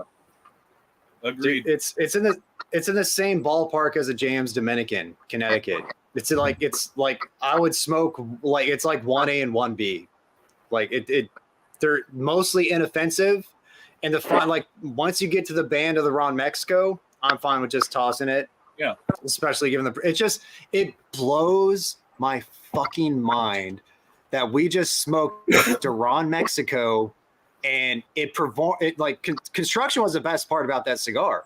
It was the burn was beautiful. Nice razor sharp burn. The ash held on, and a $50+ Placencia Year of the Rabbit falls apart on me. Yeah. That is mind boggling. Yeah. What universe are we living in? Come on. It's insane. It's pretty wild, man. Dude. But Texas, this is tight as hell to have you on, dude. iPhone 6 and all. It's tight as hell. Yeah, I appreciate it, man. No, and hey, thanks for that care package, man. That was amazing. So, muchos gracias. You're a chill as hell guy. You're chill as hell, and it's kind of like, hey, you're a cool person. Plus, you're dabbling with making content.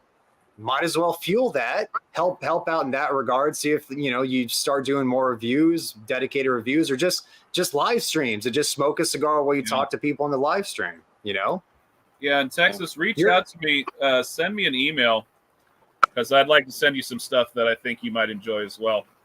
I've got a serious excess inventory problem that I need to alleviate, so I'd rather send it to people who I know will probably enjoy it. So. I appreciate you. Thanks. Absolutely.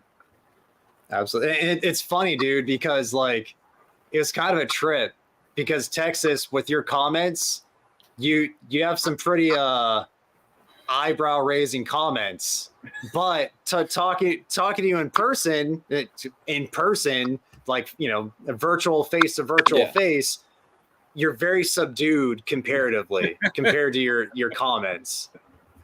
You were expecting a more flamboyant, outspoken character. Well, what do you think about that, Texas? The way with YouTube is going, I mean, YouTube is great. All hail YouTube. Yeah. So YouTube is. So you're saying you're saying being a content creator and like being on camera, you conscientiously make the decision to tame it down a little bit, to tone it down. Oh, absolutely, man. Like, I mean, that's why I was apologizing. On my IG that is like, man, I was like, sorry for wilding it out. Like, I don't want to get you all canceled. And like when I go on the camera, I was like, I don't want to cancel myself, man. Well, here's the thing, like, keep it a PG. Like, I remember, I forgot who I was talking to. I was like, yeah, man, it'd be cool to Texas on a live stream one day. And like, oh man, are you sure? Like, that guy says some crazy shit. And I was like, you haven't seen him yet. You haven't watched him on YouTube yet. He's very chill. He's very like you know, even keel comparatively, especially. Yeah, I mean, I don't want to like. Yeah, as soon as I get on the camera, like, man, like they're gonna cancel me in like 2 seconds, so I better be good. So it's easier to go a little bit with comments for sure. So yeah, dude. So shoot, are you gonna light up something else after the Ron Mexico, Texas? Probably not, man. Like I got to wake up early. I mean, I'm in Texas, so it's already like almost close to 11 tomorrow. I got kids in the morning, school, and all that fun stuff. Responsibilities. So responsibilities. I can relate. This much left. I'll nub it. Oh, for sure. Yeah, I'm gonna nub. What are the temperatures like out in Texas right now? We hit 92. Holy was either yesterday or yeah, but we've been getting some rain. The North Texas, I'm in San Antonio, and so we're a little bit like in the south. But we're like 60s, 70s right now. Like I'm outside right now, so it's about like 60s or so. It's not too bad. But I mean, last summer we had 3 months of 100 degrees plus in a row. Like 3 months in a row over 100 degrees. Like I've never had power bills like that ever, man. It was like over like $500 a month. Dude, it was ridiculous. Screw that, dude. No fun. I'm gonna be right back. Man. I gotta hit the John real quick. I'll be right back. Yeah, they've been you gotta do, Joe. A lot of solar panels here, and like it costs like $20,000 to get your solar panels put on, but and like horror stories, like these companies that put the solar panels on your roof, they will wreck your roof. They will trash it. They will just slap it on your roof. And then, like my aunt, she got solar panels put on her house. And when she tried to sell her house, they did the inspection. They're like, your roof is trash. You need a new roof. So she had to pay and submit an insurance claim to get the panels removed and then the roof redone before she could sell the house. Oh, that is hell.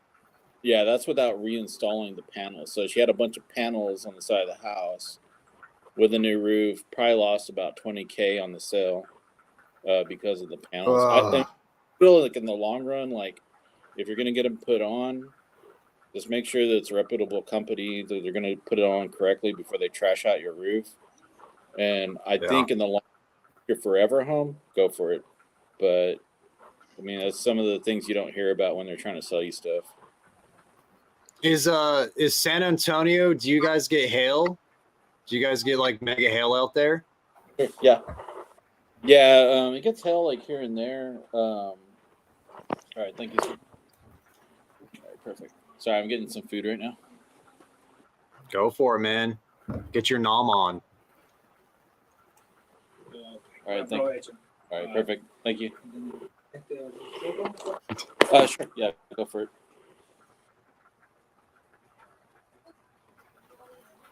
Is he taking a picture of you, Texas? Yeah, right. Yeah, my wife's But yeah, I'd imagine like solar panels in Texas could be a dicey proposition.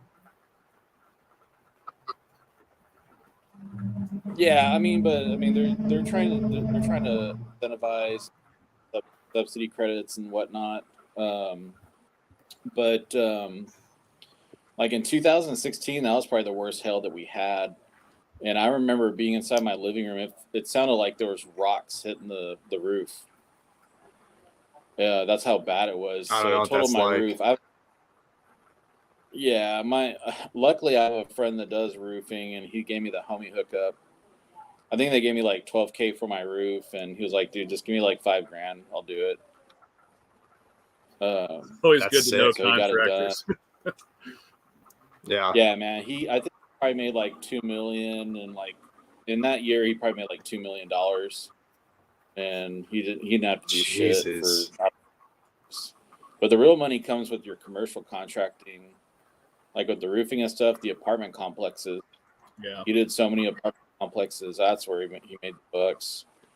And he was just like, rent the materials. I got a crew. It was like, I have 2 or 3 crews that does it. Get the insurance claim, get the money, pay everyone whatever their cut is, and you're done. Make sure you're insured and bonded. But, I mean, whenever those storms happen, I mean, you got so many people. I mean, you'll have people come out of state. They know that people have wrecked roofs, and they'll do like shit ass jobs. So you got to make sure you get a good contractor to do it. So yeah, but nothing. I don't want to jinx it, man. The weather's been getting nutty. Sorry.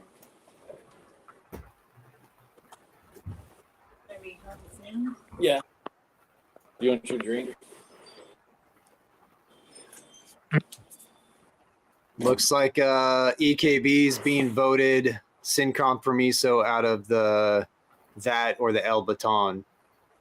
Not too surprised the DTT's winning that competition. Yeah, that's a pretty easy decision for me too. I don't think I've ever had an El Baton before. Oh, really? I don't think so. Well, looks like Texas was pretty serious about his food there. Fuck these guys. I have never asked you your cigar origin story. Like, what made you get into them? My friends Josh and Lewis, who I still know to this day, back when I was 20 or probably around 20, maybe getting into 21.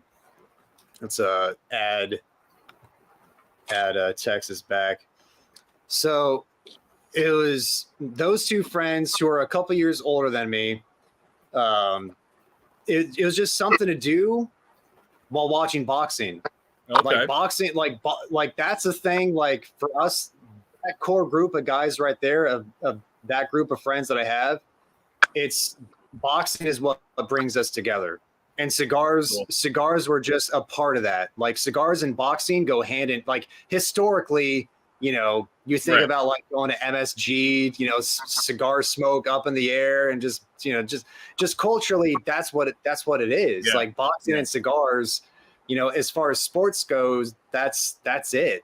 Yeah. And so it was kind of like a callback, like this is what men do. Like we watch boxing, smoke cigars, that kind of thing. And so like they're the guys that got me into it. And back in 2008, I was 21, and they got me into the hobby.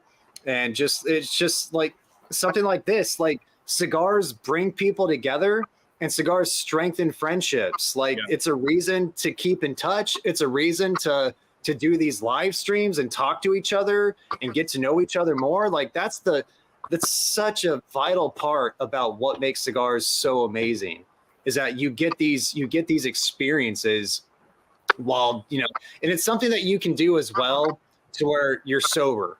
You can remember, like picture perfect. You can remember this experience the next day and still have a ton of fun while doing it, and not be hungover at the same time. Right. Yeah. So I know quite a few people who are recovering alcoholics / junkies that the cigar community really helped them break out of that cycle. And cigars were a big part of them getting clean, which is not something I think a lot of people who are outside of the cigar community really understand. Like that I can't overstate how important that is. That these people, they were destroying their lives before, and then once they finally found a group where they could find some solidarity that didn't involve alcohol or drugs, their lives really turned around. And to a lesser degree, for sure, and to a lesser degree, cigarettes as well. Yes. You know, obviously cigarettes aren't as like they're not going to be as harmful as like heroin or whatever. Don't quote me, YouTube. That's just my opinion. But I'm not a doctor. But you know, it gets a lot of people off of cigarettes and onto something else that you could do more casually and not you know, people chain smoke cigarettes. People typically, for the most part, don't chain smoke cigars. No. Yeah, and you don't inhale cigars. You don't inhale cigars. And dude, my wife was doing some reading and just medical history this past couple of years, and she was telling me about, so prior to World War II, the preferred method of tobacco consumption was pipe and cigar. That was everybody, a lot, like 70% of American males smoked, and they typically smoked cigars or pipes.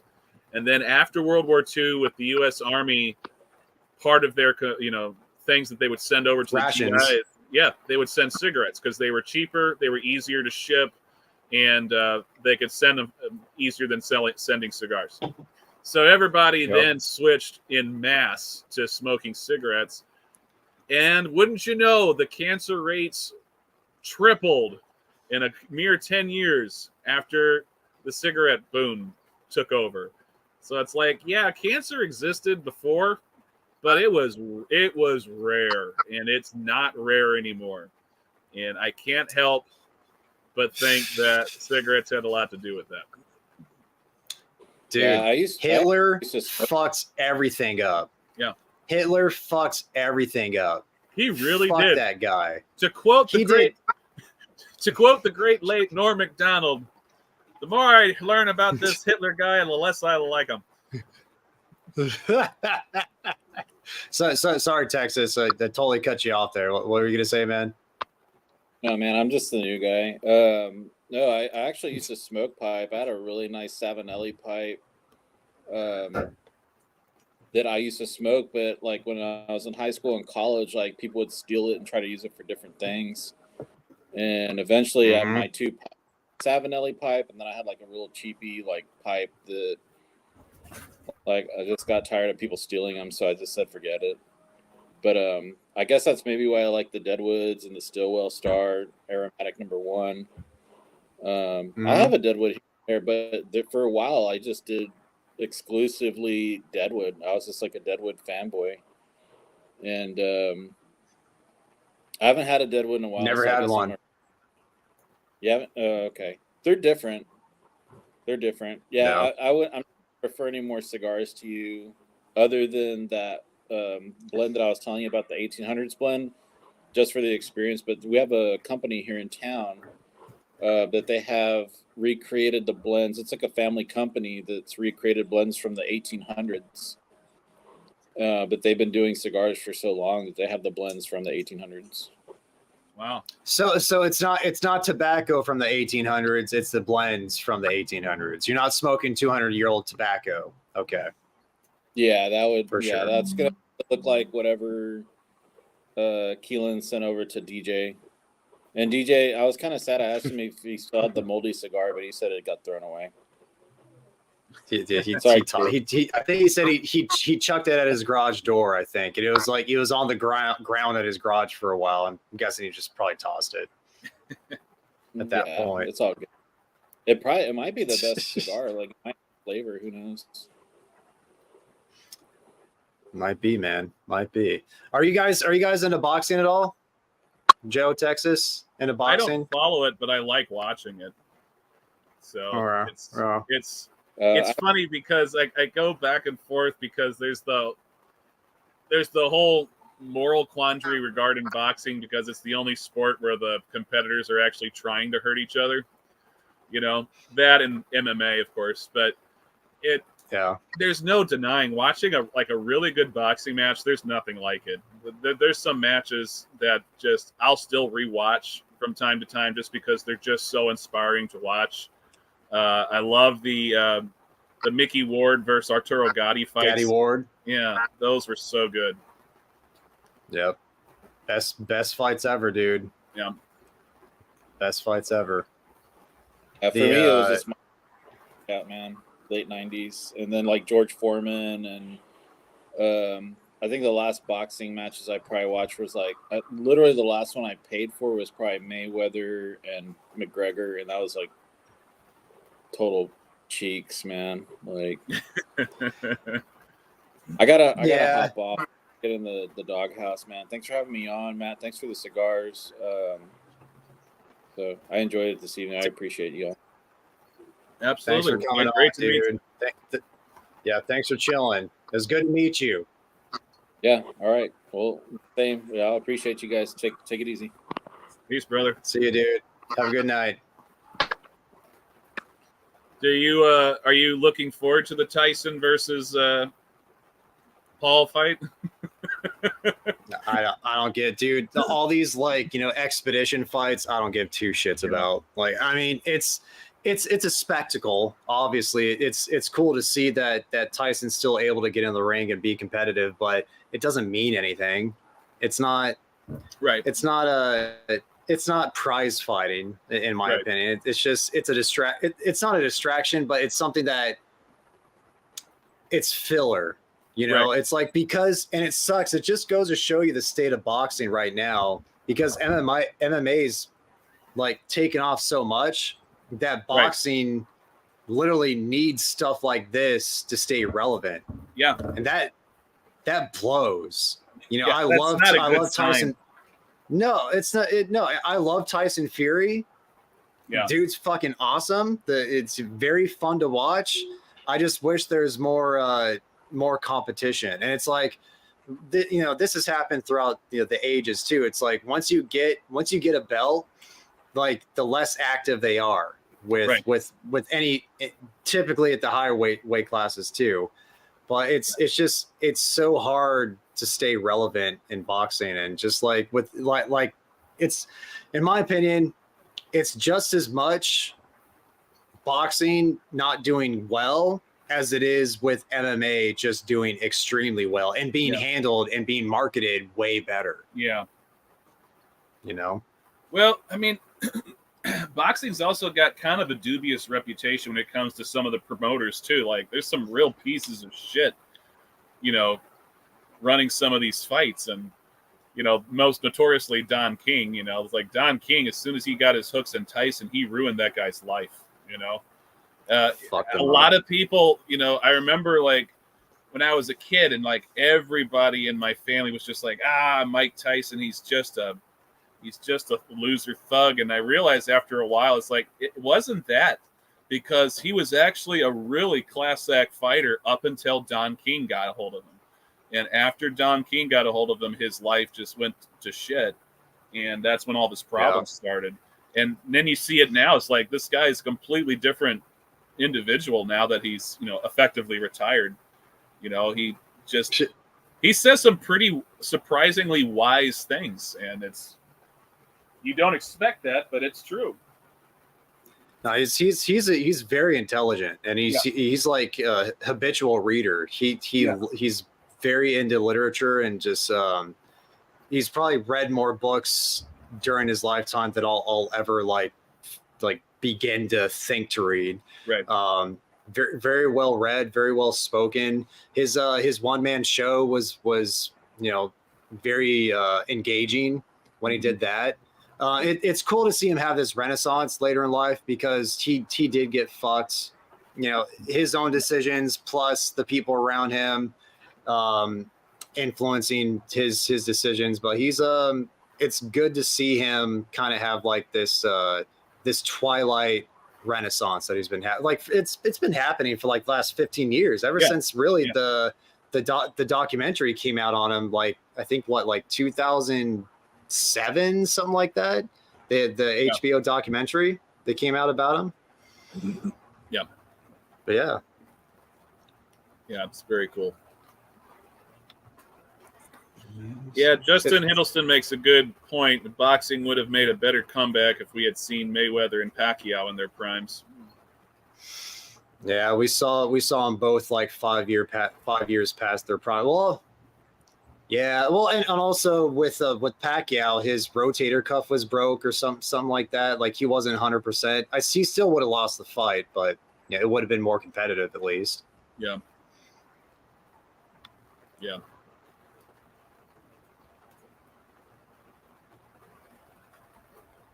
So how's that?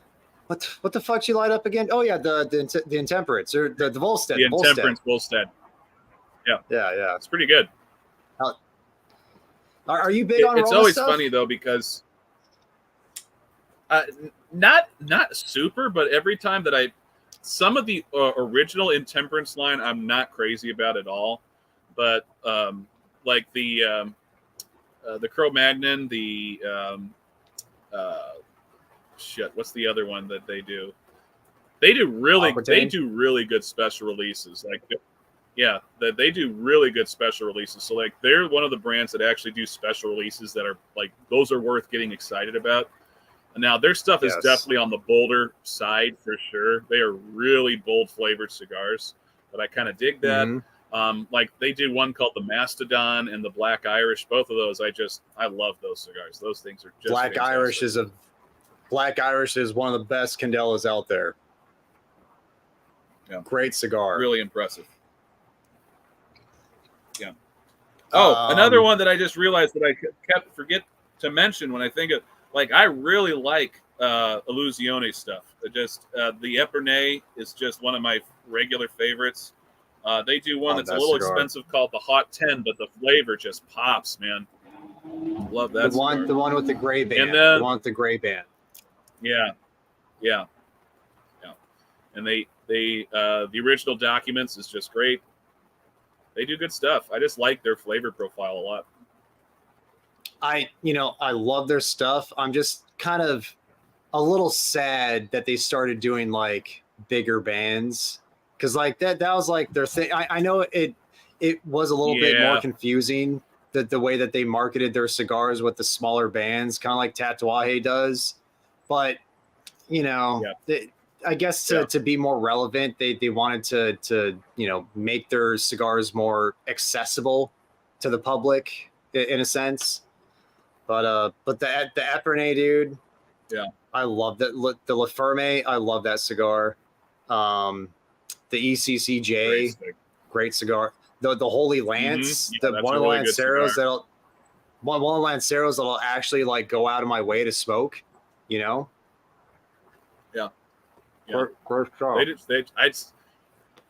I don't think I've ever smoked an Illusione where I just wasn't really happy with it. I've been either happy or just super happy every time I smoked one of their stuff. Yeah. There have been some where it's like the construction. I think it was Keelan. He said, that is a somewhat frequent occurrence with them, but they taste so good. I'm willing to forgive him to a certain extent. But I have noticed that with them, that they sometimes have kind of erratic burns. Yeah. Tapsa, dude. It's a Tapsa thing, which I think is he moving production out of Tapsa? Has he been doing that? Well, he did with the latest original. He did with the original Documents that he just did this past year. He moved it to a different factory for that.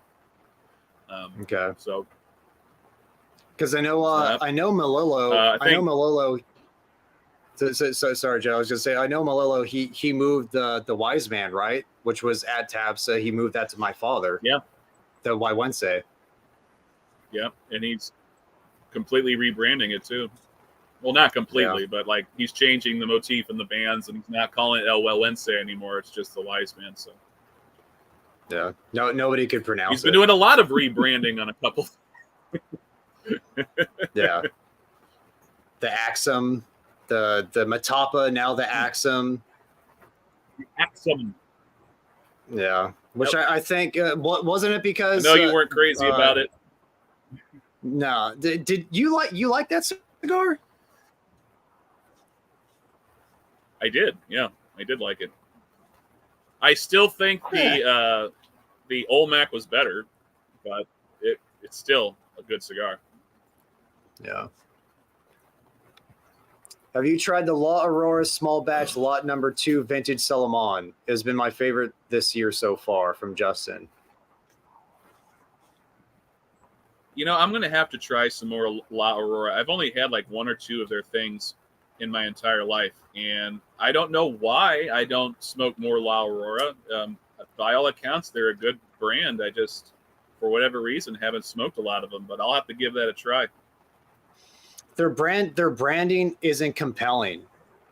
That's why. And like their marketing isn't, their marketing is not compelling. That's I mean, they could have great tobacco, but at the same time, it's weird because they've been around for so freaking long and have their own farms and long history, but for whatever reason, because it's kind of the same deal as Fuente.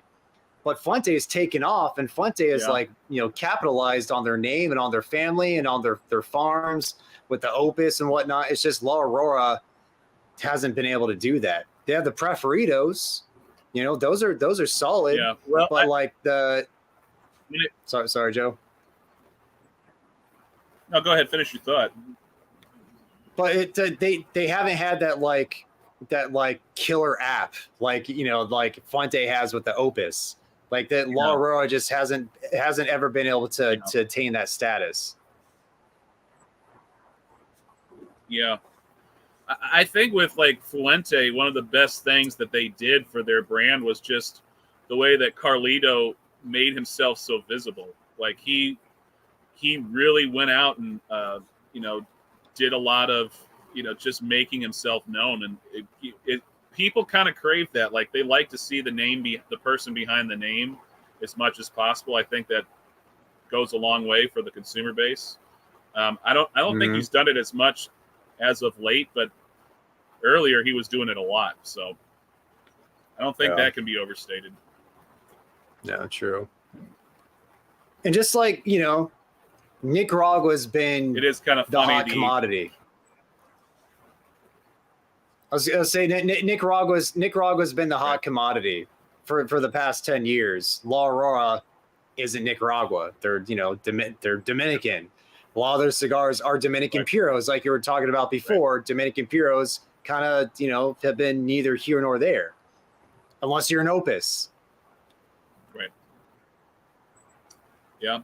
And even with the Opuses, not all of them are that great. There are some that are really good, but then there are others that are just kind of like, well, I don't know. Like the Añejo line, I think is really good. And that was like, the story behind the Añejo, right? It was the 1 year that they couldn't get the Dominican wrapper for the Opus, so they switched to broadleaf and they just made the Añejo line, right?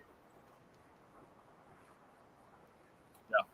See, and I prefer the Añejo line almost over any Opus. There are a few that I think are better, but I think the Añejo is consistently better. And especially, dude, that Shark, the number 77 Shark. No, dude, yeah, I've Opus for the most part, the original line, the original Opus, I really like, especially with age. All the other offshoots that I've had, keep in mind, I'm not big on all the Opus line. I'm not well versed. Like I haven't had the Purple Rain. I haven't had like the more rare stuff. But like just I haven't been compelled by an Opus other than the original line that has to be aged for like 5 years. Yep, exactly.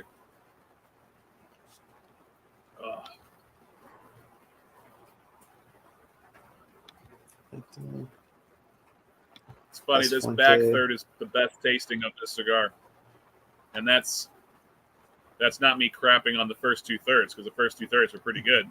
It's just the back third's tasting even better. It's not crescendo cigar, dude. I love when I get a crescendo cigar. Yep. Whoa. Another brand that's got really good stuff, in my opinion, that just for whatever reason they don't get a whole lot of accolades is La Polina. I love La Polina's stuff, and it's another brand that's been around for a long time. And again, it's their marketing's not that great. It's just it's the same band design on all of their stuff. All their cigars are gorgeous. They're all really pretty, but I don't know. I don't get it. I think there might be a perceived value aspect to it that kind of off-puts people because they're pretty affordable. Most of them are pretty inexpensive cigars, so people just kind of look at them and are like, "Oh, well, these must not be that." No, they're really good. They need to be. More people need to try them. They're very good. Yeah, the only one I know people tend to gravitate towards is the Goldie. Like that's the one where it's like, yeah, and I like that one, but it's not my favorite. I like that Goldie, but I think there's other cigars. Like I think the Blue Label and the Silver are, in my opinion, even better than the Goldie. But that's just my palate. And anybody who thinks that the Goldie is the best, I'm not going to argue with them. That's a very respectable choice to think it's the best. It's just, to me, the other two, the Silver and the Blue, hit my palate better for whatever reason. Where do they have their cigars made? Are they Nicaragua as well? Some of them are made at El Titan de Bronze. And I think a lot of them are made in Nicaragua, though. Okay. Like I'm fairly certain the Goldie is made at El Titan de Bronze, if I'm not mistaken. I'm pretty sure as well, because construction on those things is typically money, and they have smaller ring gauges, which you think about El Titan, Yeah. Oh, speaking of small ring gauges, I'm really liking what Noel Rojas has been doing the last 10 years. Really, really good stuff with Noel Rojas. I really like all his stuff. And I just got in a bunch of his 10th the 10th anniversary that he just released. I just got a bunch in. Hopefully they're good. Hopefully that'll be reviewed sometime next month for May. Dude. We'll see how it gets voted in. Yeah, dude. Dude, I wanted you to, like, I love Sanj, obviously. I'm glad you smoked. I'm glad that you reviewed the red and have that up. But dude, I want you to smoke that Atabey Black so bad. Because the Atabey is going to be reviewed. There is no way that is not going to be reviewed. Dude. Oh, that is such a, I can't wait till you smoke that cigar, dude. I'm really looking forward to it. It's mind-blowingly good. If that thing didn't have a cracked wrapper, which a fucking Ron Mexico can avoid not doing, but somehow an Atabey Black has that. It's like, it's weird, like with any Atabey or any Byron, like to be those cigars, you just have to have a super delicate, like flaky wrapper with those cigars, because they're so the wrappers on those cigars are just so like easy to crack, man. Well, same with Padron's 64 and 26 series. Those wrappers are super brittle. They break so easily. And single cap. I found that to be the case with Padron's too. It's just single cap. That's right. And single cap. Yeah, when I was down in Nicaragua in 2014. I almost bought. Sorry, Joe. When I was down in Nicaragua in 2014, the Tabacalera that we spent most of our time at was Noel's Tabacalera. Yeah. So I got to spend a lot of time with him, and he was just so gracious, so inviting, just very down to earth, very chill dude. He didn't take on the KSG mindset yet. He was still doing just like regular Parejo, like not like it does box press typically box press now, but he was more, he just did more regular sizes. Now he's like kind of pinpointing down, down the center. Like I want to do the best, be the best at smaller ring gauges, which is, that's not a popular thing. Yeah, but he's still trying to do that. I wish it was, because almost without exception, the smaller ring gauges are better to me. I just think smaller ring gauges taste better. What's up, Fred? Hey, what's going on, dude? Listen, good to see you. Man, it's good to be on here. I've been in the house all day. I have so much respect for the stay-at-home dads and moms. Oh my god! Oh my god! It's been. You feel it now. Listen, that 7-month-old, she's just excited and doesn't. That sleep isn't even in the picture. Sleep isn't in the picture at all, man. She just started standing, just learning how to stand up in her little playpen. Oh, it's a wrap. Yeah, it's a wrap for any extra time you have. Yeah, pretty much. Yeah. Pretty much. Good thing, like my mom and my dad, they just came and picked her up, so me and my wife can get some rest. Because the other two, they're with their other grandparents, so we're good for now. Yeah, grandparents are key. They are key. They are key, man. They are key. Yeah, nice, I'm very fortunate that I have both sets of grandparents in town, so I have multiple options at my disposal. Yep. Hell yeah. That helps so much. Again, man, Hound Dog, man, I gotta appreciate. Listen, I gotta thank you again, brother, for the package, man. I really appreciate it. Dude, just sharing the love, man. No problem, dude. Just sharing the love. You got me excited about the Terra Blanche. I'm excited about that cigar because listen, when I value all you guys' opinions on a lot of cigars, especially the ones now that I've never heard of, and so like with Sanja's blends, I smoked. What was last night? I think last night I got a chance to sneak out and smoke a cigar and enjoy one for myself, and I think it was the black. It was the big boy. It was 754. Man, it was consistent all the way through, and that for that, I was very surprised. And I was actually happy because it's a lot of brands that say, oh well, we're going to give you this, we're going to give you that in a cigar, but if they don't show up when they're supposed to. But Sanj really when he talks about it, and he can back that shit up, and I like that. Yeah, he backs it up, man. And like you get the flavor, you get the performance, like you get that 754. It's probably like a 3-hour smoke if you take your time. You can smoke that thing for a long ass time. Mm-hmm. Yeah, I think I don't know. Is this part of the Oreo? This the Oreo? Does it have pigtail? Does it have a pigtail? Yeah. It's either the Maduro, the Habano, or I don't think it's a Connecticut. Just by the looks of it.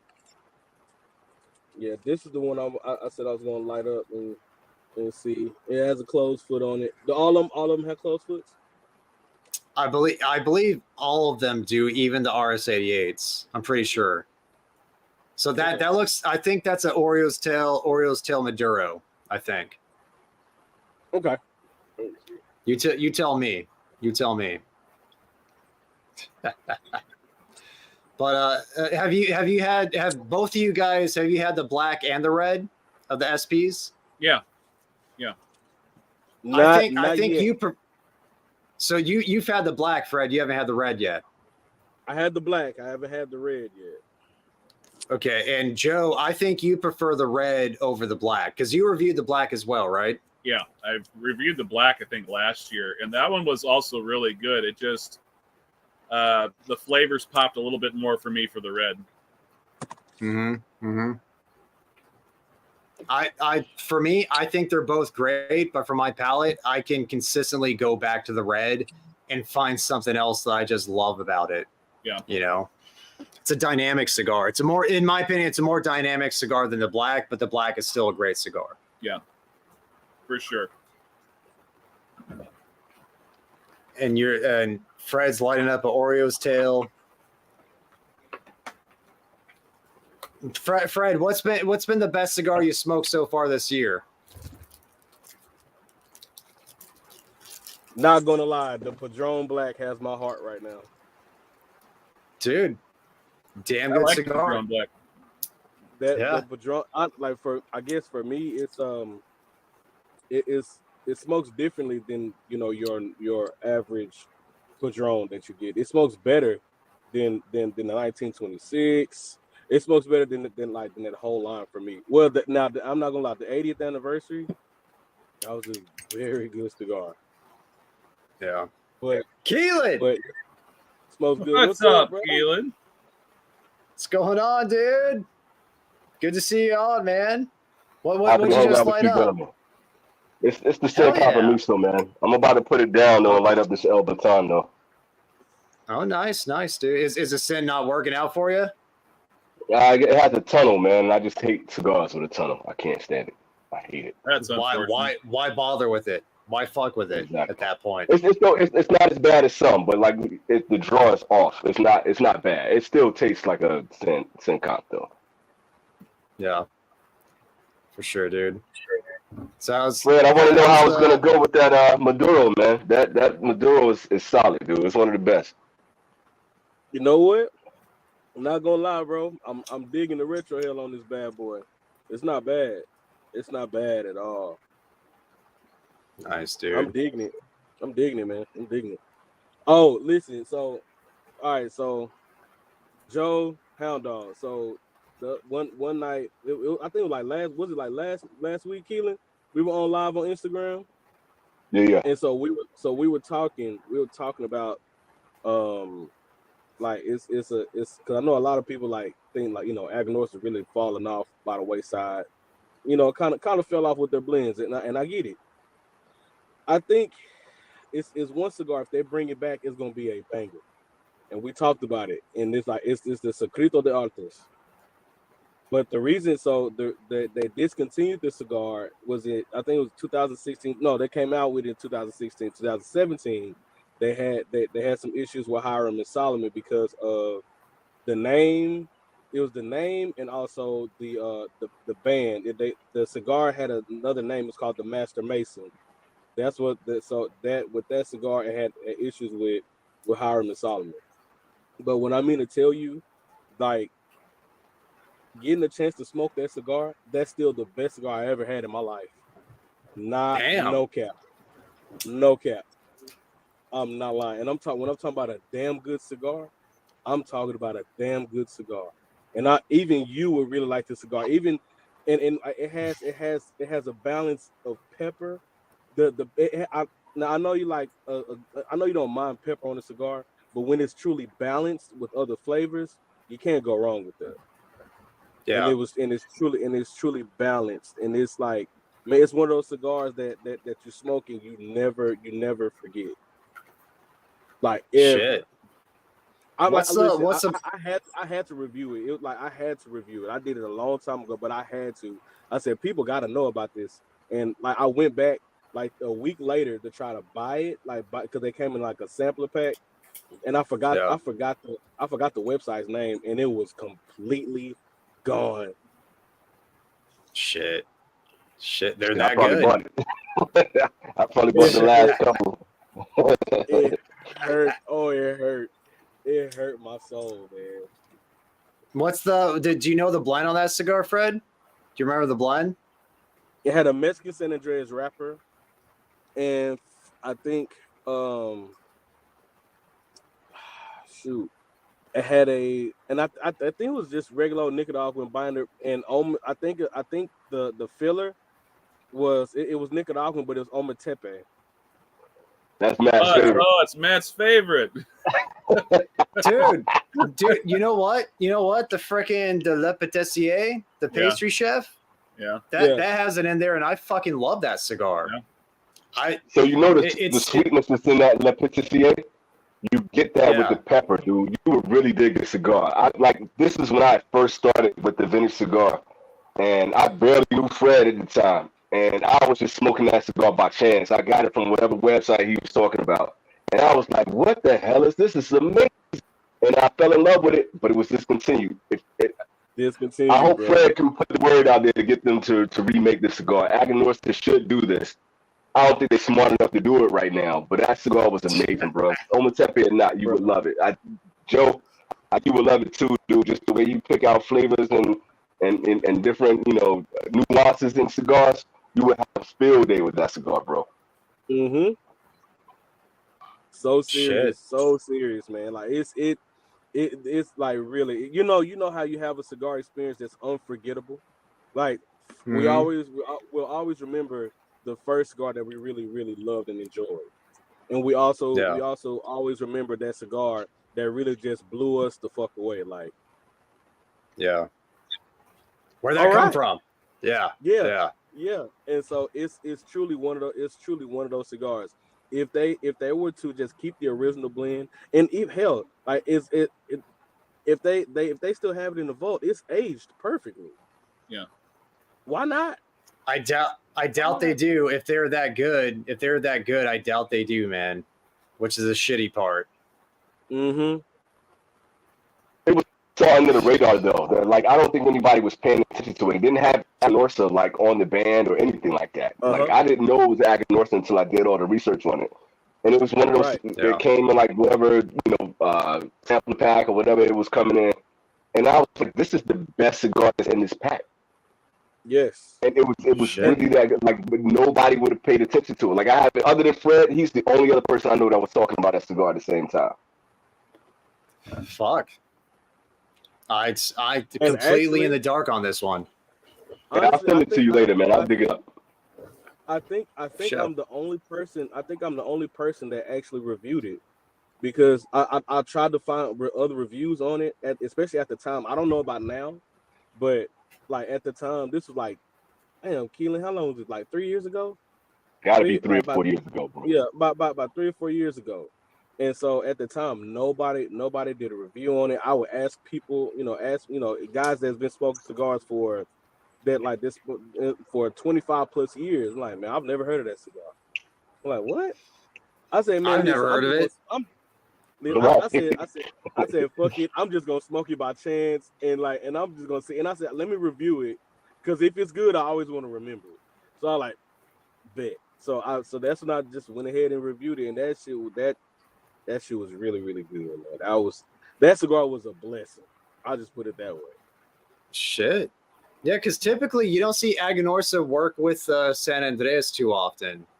Like maybe they're like Valedición Maduro, maybe that's San Andres, but maybe it's also like Nicaraguan Maduro because they do that too. But yeah, maybe they just ran out of that wrapper. Man, I don't know. I don't know. All I know is that I wish they would bring that cigar back. That'd be awesome. That'd be awesome to do. Oh, and speaking of like the cigar that y'all smoked tonight, I that cigar puts me in I think about the New Cuba by Aganorsa. The little that cigar has it tastes like that to me. It's not the best cigar in the world, but it's not the worst. It's a cigar you can kind of tolerate. Yeah. It's like, because the New Cuba, it's not a bundle cigar, but that is like their entry-level budget cigar, right? For Aganorsa? Mm-hmm. Mm-hmm. I'm pretty sure. Yeah. Mm-hmm. Never had it. It's actually not bad, man. It's actually not bad. It's really they made it just so they to kind of have a budget stick to where all right, boom, that could be art, like it's an okay smoke, which it is, but it actually is better. It smokes better. I would pick that up before I picked up a factory smoke. I'll put it to you that way. I still have never had a factory smoke, man. Dude, actually want you to try it. I want you to try it to see. I want to know what your reaction would be. Honestly, like I want to know if you had the same reaction I had, or if it. Dude, please. I just smoked a fucking Ron Mexico. Dude, I'll smoke anything. I'll fucking smoke anything at this point. But it sounds like you and Joe had at least a decent experience with the Ron Mexico. Excuse me. But yeah, for sure. I've never had as bad of an experience as I had with that fucking factory smoke, bro. I'd like, seriously, from the... Was it the Maduro that you had? Nah. It wasn't the Maduro, because it was either the Connecticut or it was either the Habano. It was a lighter cigar. I had two of them. Yeah. Because I bought them because everybody was ranting and raving about them at the time. Like, oh, these factory smokes is $2 and it's great. That shit was ass cheeks, bro. Absolute ass cheeks. I was upset. Honestly, I'm gonna tell you, I smoked. I went and bought every one that they had. Right, so they had the Habano, the Maduro, the Connecticut. I went and got each one, and I went home and I smoked the Maduro first. I bought two of each. What I did with the other ones after I smoked the Maduro, I went back to the B&M. I said, "Can I have my money back?" Oh, shit! For a factory smoke. Let me get my $2 back. I wanted you to say, "Let me get my $2 back." Give me my $2 back. I could have listened. I could have went to McDonald's with the $2, man. I get a nice apple pie. Yeah. I was upset, man. Dude, yeah. I don't know, man. This isn't really making me want to try. I mean, it'll be a fun review at least to watch. Not a fun review to make, but a fun review to watch per your experience. But what's fascinating about that though, Matt, is that I think you would get a shit ton of views from doing that, because so many people support factory smokes. It's Drew Estates, it's you. And you reviewing that cigar, they're gonna be waiting with bated breath to see what your reaction is gonna be. If you're gonna love it or hate it, man, it would kill. It would absolutely, and it's only gonna cost you what, $2 or $3 on a blown out product. It's work, man. Here's the thing, and this is what's taken so long with the Ron Mexico. You can only buy factory smokes along with the Ron Mexico. You can only buy them in bundles. Yeah. I don't want a fucking bundle of factory smokes floating around. Just bomb a shit ton of people with factory smokes. Oh yeah, that's what I did with Ron Mexico. That's why Joe has another 5 waiting in the wings. 6. No, 6. We put up the Jordan 6 too. Oh man. Yeah, that factory smoke, man. And I really, and the thing about it is, they were gonna give me my money back too. They were like, but they were like, nah, man, our sales are fine. I'm like, I said, for show experience. I said, I'm gonna leave these up here with y'all, and then I left. Yeah, I don't blame you, dude. It was all about principle at that point. You had to do it out of principle. So Fred, do you have a top 3? Do you have a top 3 worst cigars? M81.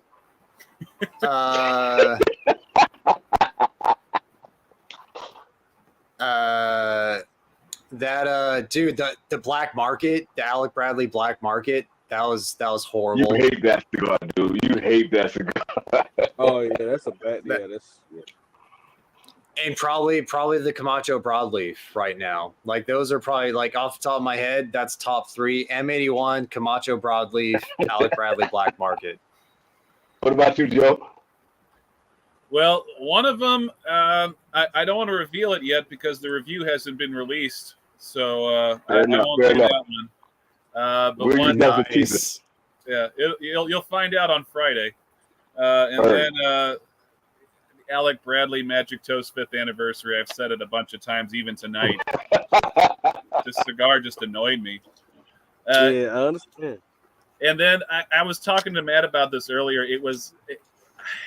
No one knows what this cigar is. Even I don't know what it is, because it was a buddy of mine gave me one. and I took it because I was trying to be gracious because he was really excited to give me something. He really liked it for whatever reason. I absolutely hate it. It was just some no-name knockoff brand that just smoked and tasted. It tasted like hot garbage. It was just the worst, and it burned terrible. It burned my mouth.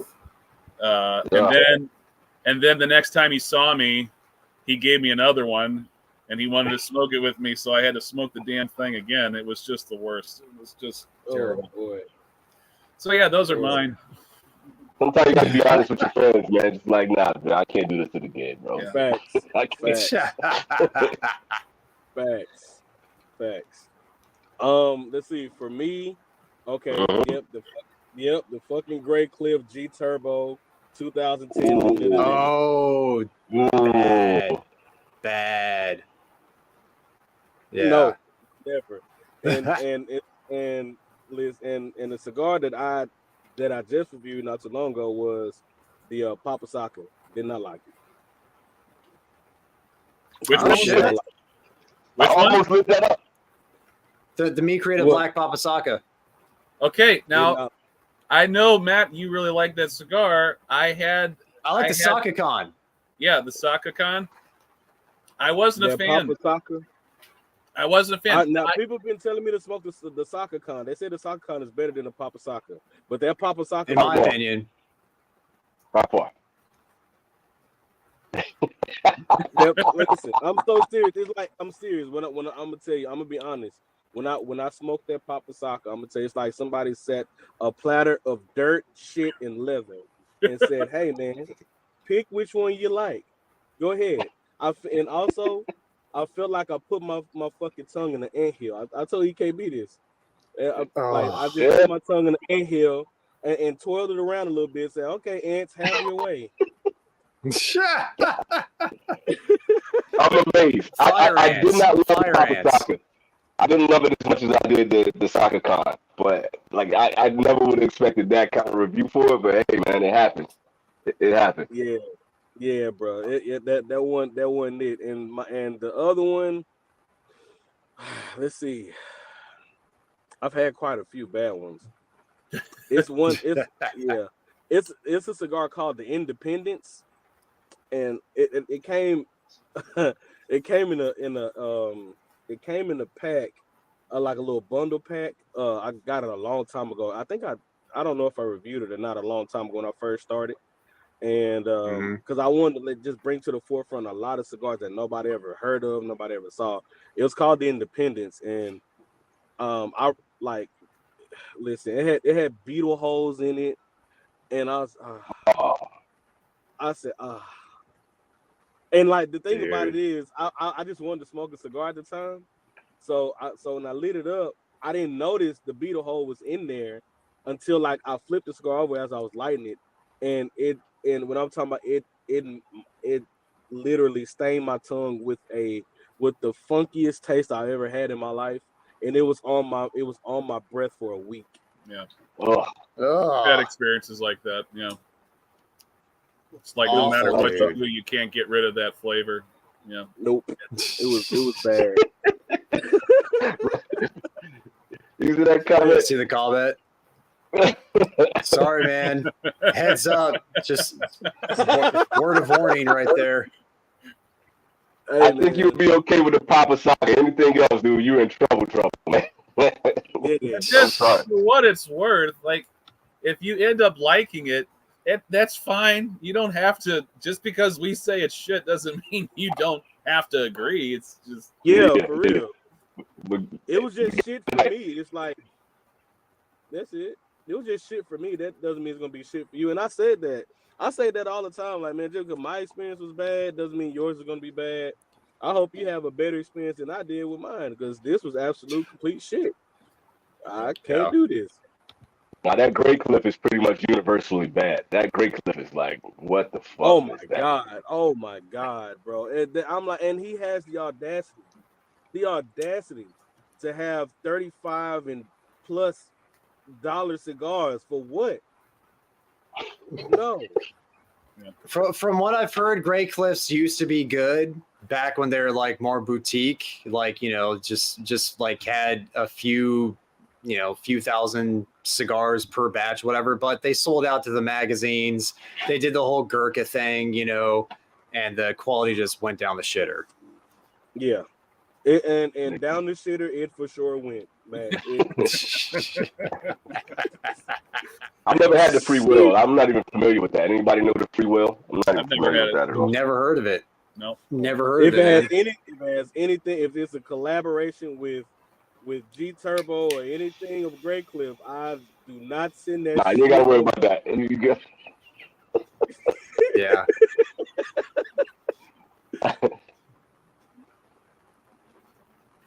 Not happening, man. The free will. I'll have to look it up though. I have to look it up. Now I tell you. So I just reviewed the I gotta finish editing it though. The Julius Caesar. Yeah, that Julius Caesar was money, man. Like that was, dude, for sure. That's straight out of Willie Walker's factory right there. What size? What size? It was the pyramid. Yeah. Okay. Yeah. Good cigar. Very good cigar. Good cigar. It was really, really good. It was really, really good. And I know I know they have it smokes good in the other Vitolas too. No Diddy. Hey, man, I can't stop. Won't stop, bro.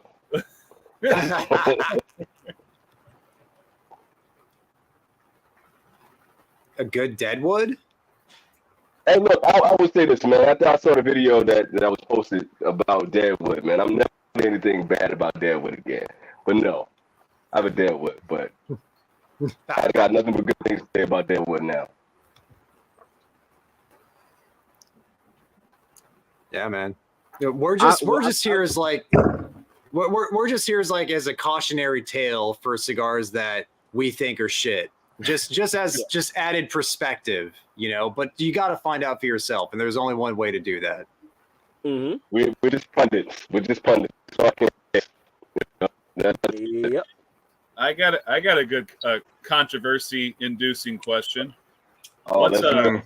What's an unpopular choice for cigar you don't like? That's cigars that most people just love to talk about, but that you just don't like at all.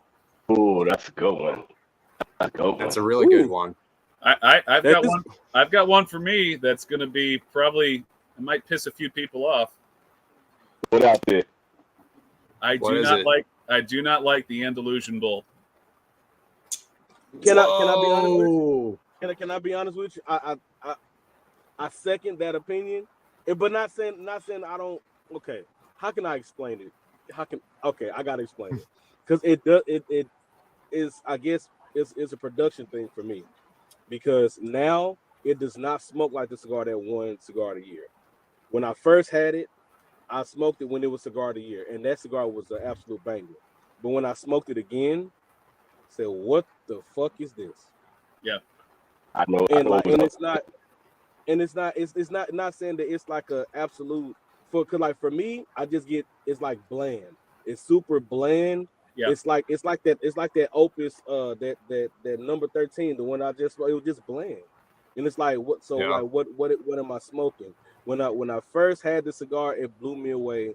And I'm like, give me that. Give me that. But I guess, and also I call that cigar Houdini, because as soon as it hit the shelf, it's gone.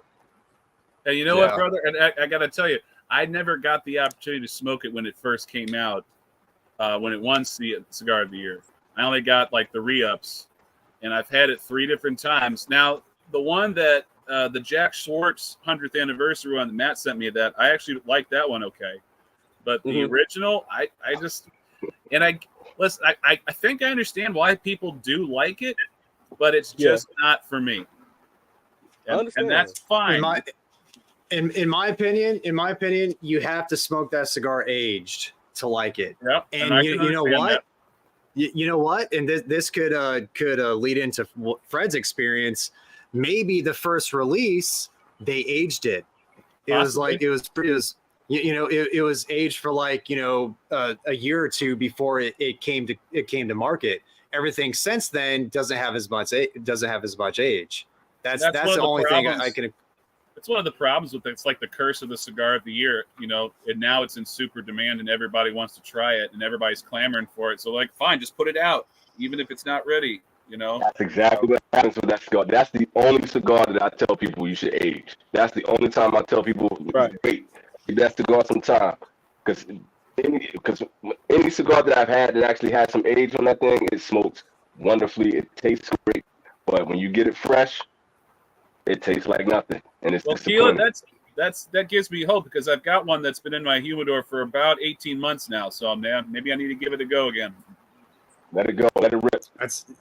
Because that cigar for me, fresh out of the newer releases, it's not bad, but it can get a little bit monotonous, especially with how fucking big that cigar is. You know, but put 2 years of age, 3 years of age, 5 years of age. That cigar is fucking incredible. Like that, it with age, that the original Andalusian Bull, not the Jack Schwartz, but the OG, incredible cigar. Just blue. It was like smoking straight up honey. That was the main flavor throughout the entire smoking experience. Honey, like the pre-light draw. I never talk about pre-light stuff, but that pre-light draw was so distinctly honey, and one of the rare instances where the flavor pre-light translated to the smoke, you know, that rarely ever happens. Yeah. You get cereal, honey, and it's like, it's really Cuban-esque. I love that cigar, but once again, that's the only cigar that I'd say is like, if not, especially when everybody hypes it. Yeah, we can get that nice Cuban-esque sort of muskiness. That I really do like that when you can get it and it's in balance. It's really good. I say another cigar too that you have to let age now because a lot has changed with it is the Mortal Coil. And the reason why I say that because the Mortal Coil, when it first came out, it was a flavor bomb for me. And like that cigar it paired well. If you wanted to pair it, you could pair it paired very well with, especially with rum, because of the Caribbean vibe you get off the cigar, period.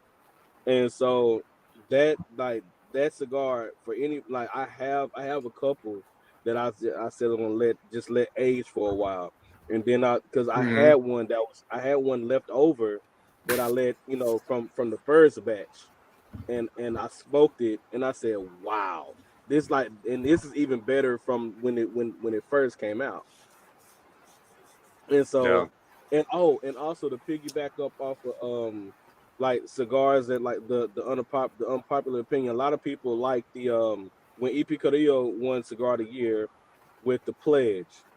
Me personally, I think the Sojourn size smoked better than the size that won Cigar of the Year. I agree with that. I thought the Sojourn was better.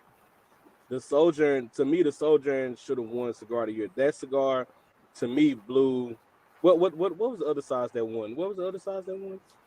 It had the Sojourn.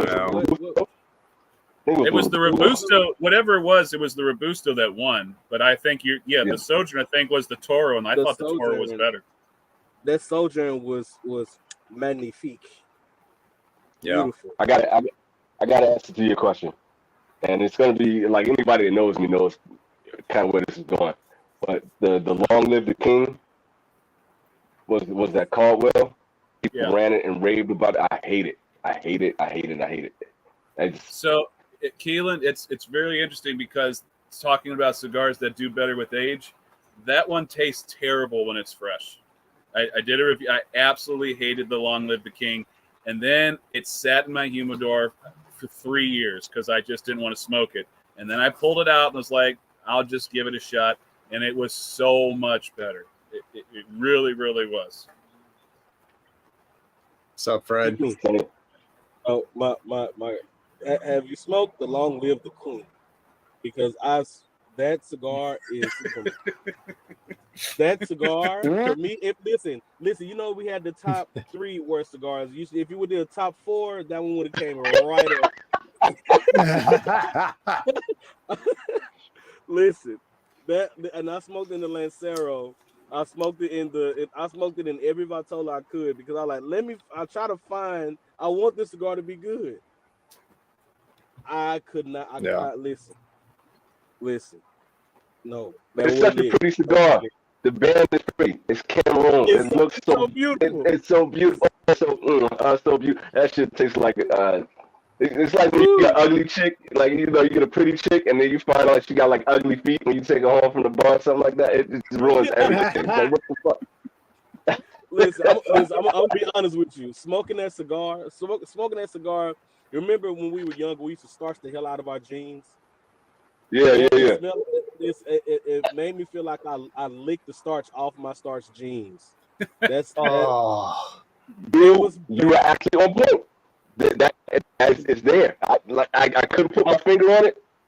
That's the flavor profile that I got. Fresh starch. I'm not joking. Not joking, man. I'm not joking. It like at least I know I'm not crazy now. No, not at all. Not at all. It was torture, man. And the fact that that's when I was on the live with DJ when I was smoking it. And when Keelan said, when I said what I was smoking, Keelan said, all right, bro. Good luck. Not sure about that. Rainbow. The only rainbow band cigar I can think of is a Bosphorus, is the Osgener, because that has like a ton of different colors on it. Star and a P. Oh, that's the Patoro. I gave Texas Taurus a Patoro Terre Blanche. Yeah, that's an all white band, the white and gold. I can't wait to smoke that, man. I can't wait to smoke that one. Hope you dig it, dude. Hope you dig it, man. Joe, what else do you got coming up, man, for your reviews, man? What else are you working on? I know you got one that you don't want to talk about right now. You got anything else lined up? So I'll be doing the EP Carrillo Encore Black. That's coming up. And the last one I'm going to do before the end of April is going to be that Atabey Black. That's definitely going to be reviewed. It didn't get voted in, but there's still an extra week, so I'm going to make an executive decision to do it. You got to make that happen. I love that cigar. I think the OG is better, probably like in the minority with that. I think the OG is better. Yeah. But it's just like you got 1A and 1B. You know what I'm saying? Yeah. It's that for sure. I hear a lot of good things about Atabey. I haven't dipped and dabbed into Atabey yet, but but hearing y'all talk about it, I guess I gotta seek it out more for sure. And then also that EP Carrillo Black, I went to try to buy some, and they sold out so quick. It sold out so quick. Damn. Yeah, dude. Quick. It was. I said, damn it. And I said, gotta find somebody that see if one of my friends have it, but they like some of my friends that bought them. One of them bought a box, but he smoked in a week because he loved the cigar so much. He only had one more left. Wow, shit, man. You gotta do something to make up for the allegiance. I almost pulled the trigger on buying one of the smaller Meritfell cigars, and then I just put it back because it's like I'm not paying $55. I'm just not doing it. I can't for a Corona. Yeah. Have you smoked that yet? As far the Meritfell, no. Like, Sal sent me one. Sal Jenko sent me one. I still haven't smoked it yet. Yeah, that's what I was asking. That thing is so beautiful though. Like the die cut band and everything. Yeah. It's gorgeous. Fuck, man. There's a dude that frequents one of my local B&Ms, and he's a really great dude, and he's got a great palate, and I love hanging out with him.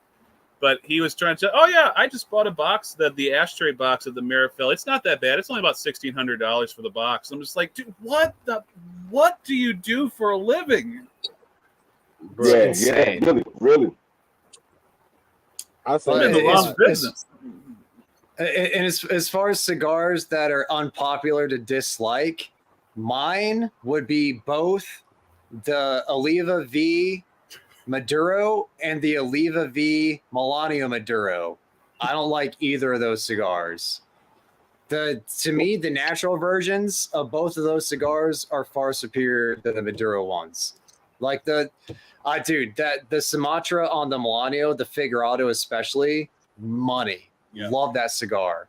But the Maduro version, No thanks. Send it back. I Not didn't a fan. but it definitely was. It wasn't the same. Like when you go from the natural and you go to the Maduro, it's just it's so different that it's just like what's happening here. So I can definitely see that. Yeah. And I know people love the Maduro counterparts. Yeah. It was good in the Lancero for me. I tried it in the Lancero. It was actually pretty good. It wasn't bad. Maduro Lancero? It was it a Maduro? I can't. No, it was a natural. It was a natural. It was a natural. Yeah. It was Oliva V natural, and that was good. But the Oliva V Maduro, it doesn't smoke the same at all. It's not all that. No, it's too fucking peppery, dude. Just way too they're pepper bombs. Like the thing that I love about the Melanio is that it's so like balanced. Like I know Joe, you talked about this before. Balance is something I love in a cigar. When it obtains a certain amount of balance and flavor, that's such a beautiful. Is that the El Baton right now? Is that smoking well? Nice, man. But when you just like throw a bunch of fucking pepper at it, it fucks up everything. It completely off kilters the balance. I understand, and like coming from a pepperhead, because I love pepper. But if all I get is nothing but pepper, that's when I have an issue. Then that's when I have an issue. Because then comes right after all that pepper, then comes the anthill that just stick your tongue in. I love that image. Fire ants. That's great. Oh, man. I'm gonna start using that. Yeah, man. That's nice. That's good. Go ahead, man. Well, guys, we're almost 3 hours in. I gotta, because tomorrow I'm going to Hawaii. Whoa! I'm on vacation, and I gotta get up. Oh, yeah, hang loose, baby. Shaka nice. shaka. I gotta get up really early. Dude, if I see something there, I'll pick it up, man. I'll pick it up and throw it in your next bomb. Hell yeah. But yeah, probably be 3 times MSRP considering it's in Hawaii, but you know. Probably, but it's just par for the course with Hawaii. But tomorrow I gotta get up and go to LAX, so I have to wake up at like 5 something, and just it's gonna be a lot of travel to get to Paradise. So yeah, who doesn't love airports, man? Everybody, that's gonna be fun, man. Have a great time. How long are you gonna be there? A week. So nice. Leaving tomorrow, getting back next Thursday. Cool. That's cool. Yeah, man. It should be a good time. Go. Oh yeah. Going to the Big Island.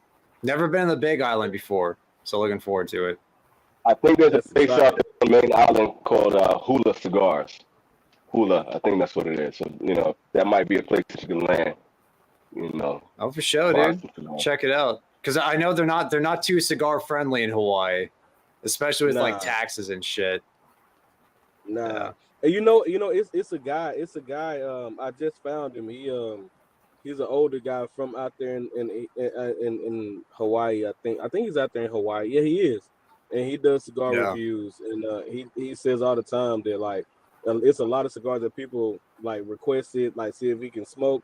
He said I can't get them out here because we're not, they're not real cigar friendly out there. No, they make it difficult. They make it really difficult. All right, man. Enjoy yourself, though, man. Have a good time and be safe out there, bro. For sure, man. For sure. Thanks, guys. Yeah, it's great live, great review of a cigar that was supposed to be shit, that was supposed to be complete dog shit, but it wasn't. Thank gosh for our palates. And thanks to Keelan and Fred for hopping on afterwards for the after party. Fucking always a blast catching up with you guys. And I gotta like fucking clean up all this stuff before I go. I got some shit to do. Do your shit, man. Get up out of here. Do your shit. Later, Joe. Later, Fred. All right, man. All right, guys. Good chatting. We'll see you soon. All right. Thanks for hopping on.